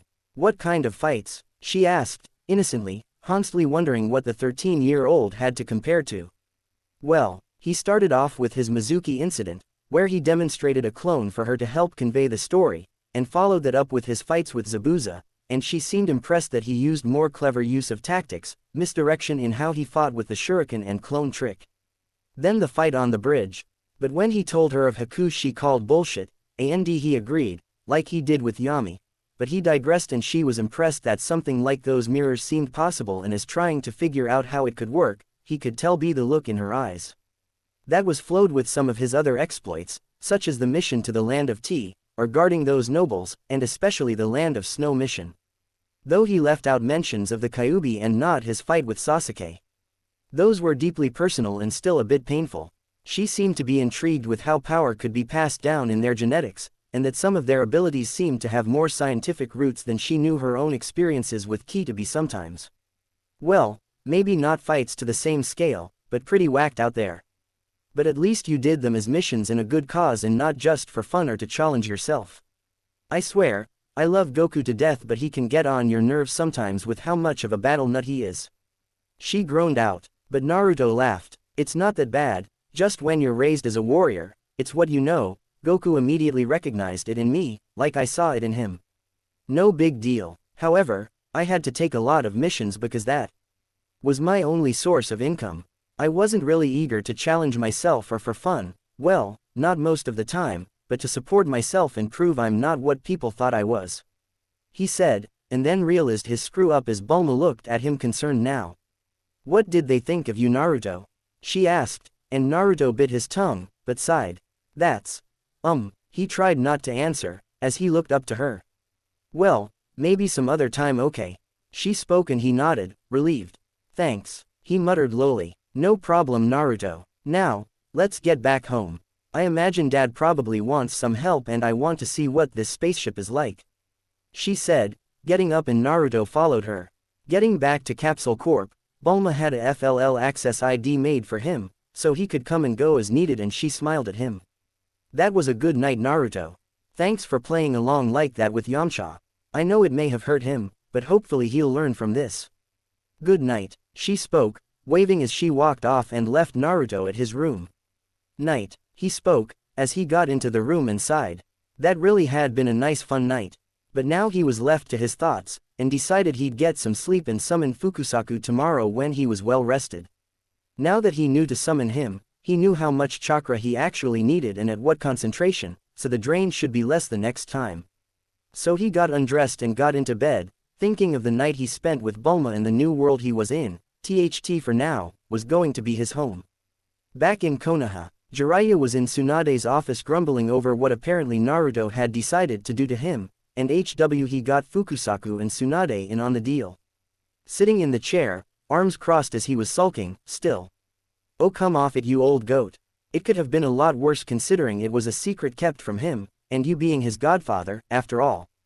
Tsunade chided the older man, who sighed. Yeah, I know. So, is everything ready to be sent to him?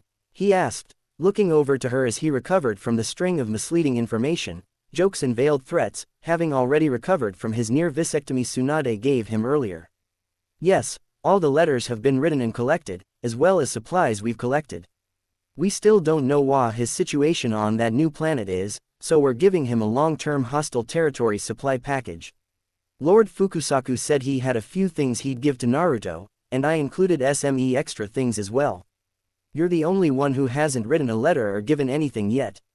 She spoke. I may have something better than a letter actually. He spoke, pulling out a storage scroll and unsealing it on the desk, revealing blank scrolls and standard arrangement of sealing tools. Brushes of various sixes, inkstone, inks, blood dish and other tools of the craft.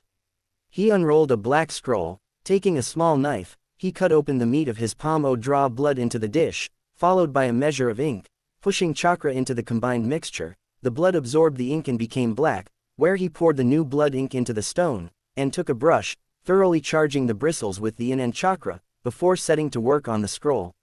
Tsunade leaned forward to watch Jiraiya work. Say whatever you will of the man, he was a damn fine seal master by any measure she used, and with her job as Hokage, before as Sannin and when she was in active service beforehand, she's seen her fair share of seal users. He was silent as he drew very fine, articulate patterns upon the scroll that at first seemed gibberish, but as she watched him lay down several formulas and patterns throughout the scroll, she could see how it flowed together from one symbol into the next, and eventually, how it all connected as he used connecting lines between formula to nodes to the center, an empty ring. Jiraiya finished, taking a seat as Tsunade healed his palm for him as he set his brush onto its rest, allowing the ink to dry on the new scroll before he did anything else. Once done, he charged the entire scroll with chakra, where the formula, patterns, nodes and connecting lines glowed, before settling. Well, that's done, he stated, taking a breath, sweating slightly from the constant pouring of chakra and concentration needed for the scroll. It looks like a storage seal, she said, however she knew that wasn't all, the pattern was too different, smaller to fit or formulas on the scroll, to be a simple storage seal. That's because it is, but of my own invention. Something I've been working on for Naruto. Normally you can only store things like kunai, food or the like into the storage seal. Nothing living. This one though, is the closest you can get to sealing a living being into scroll. Or more specifically, a cage bunshin, he said, smiling as her eyes seemed to pop out of their sockets. It's untested though, so here goes nothing. He spoke, making a cage bunshin, and gave a mock salute, before it sealed itself into the scroll, the ring now filled with the kanji for shadow. Mind taking it to another room, telling it something and dispersing the clone? He asked, and Tsunade nodded. A few minutes later, Jiraiya smiled, and then Tsunade came back into the room. So it works, and there's no discernible side effects from dispersing a clone that have been sealed, so the seal works as well.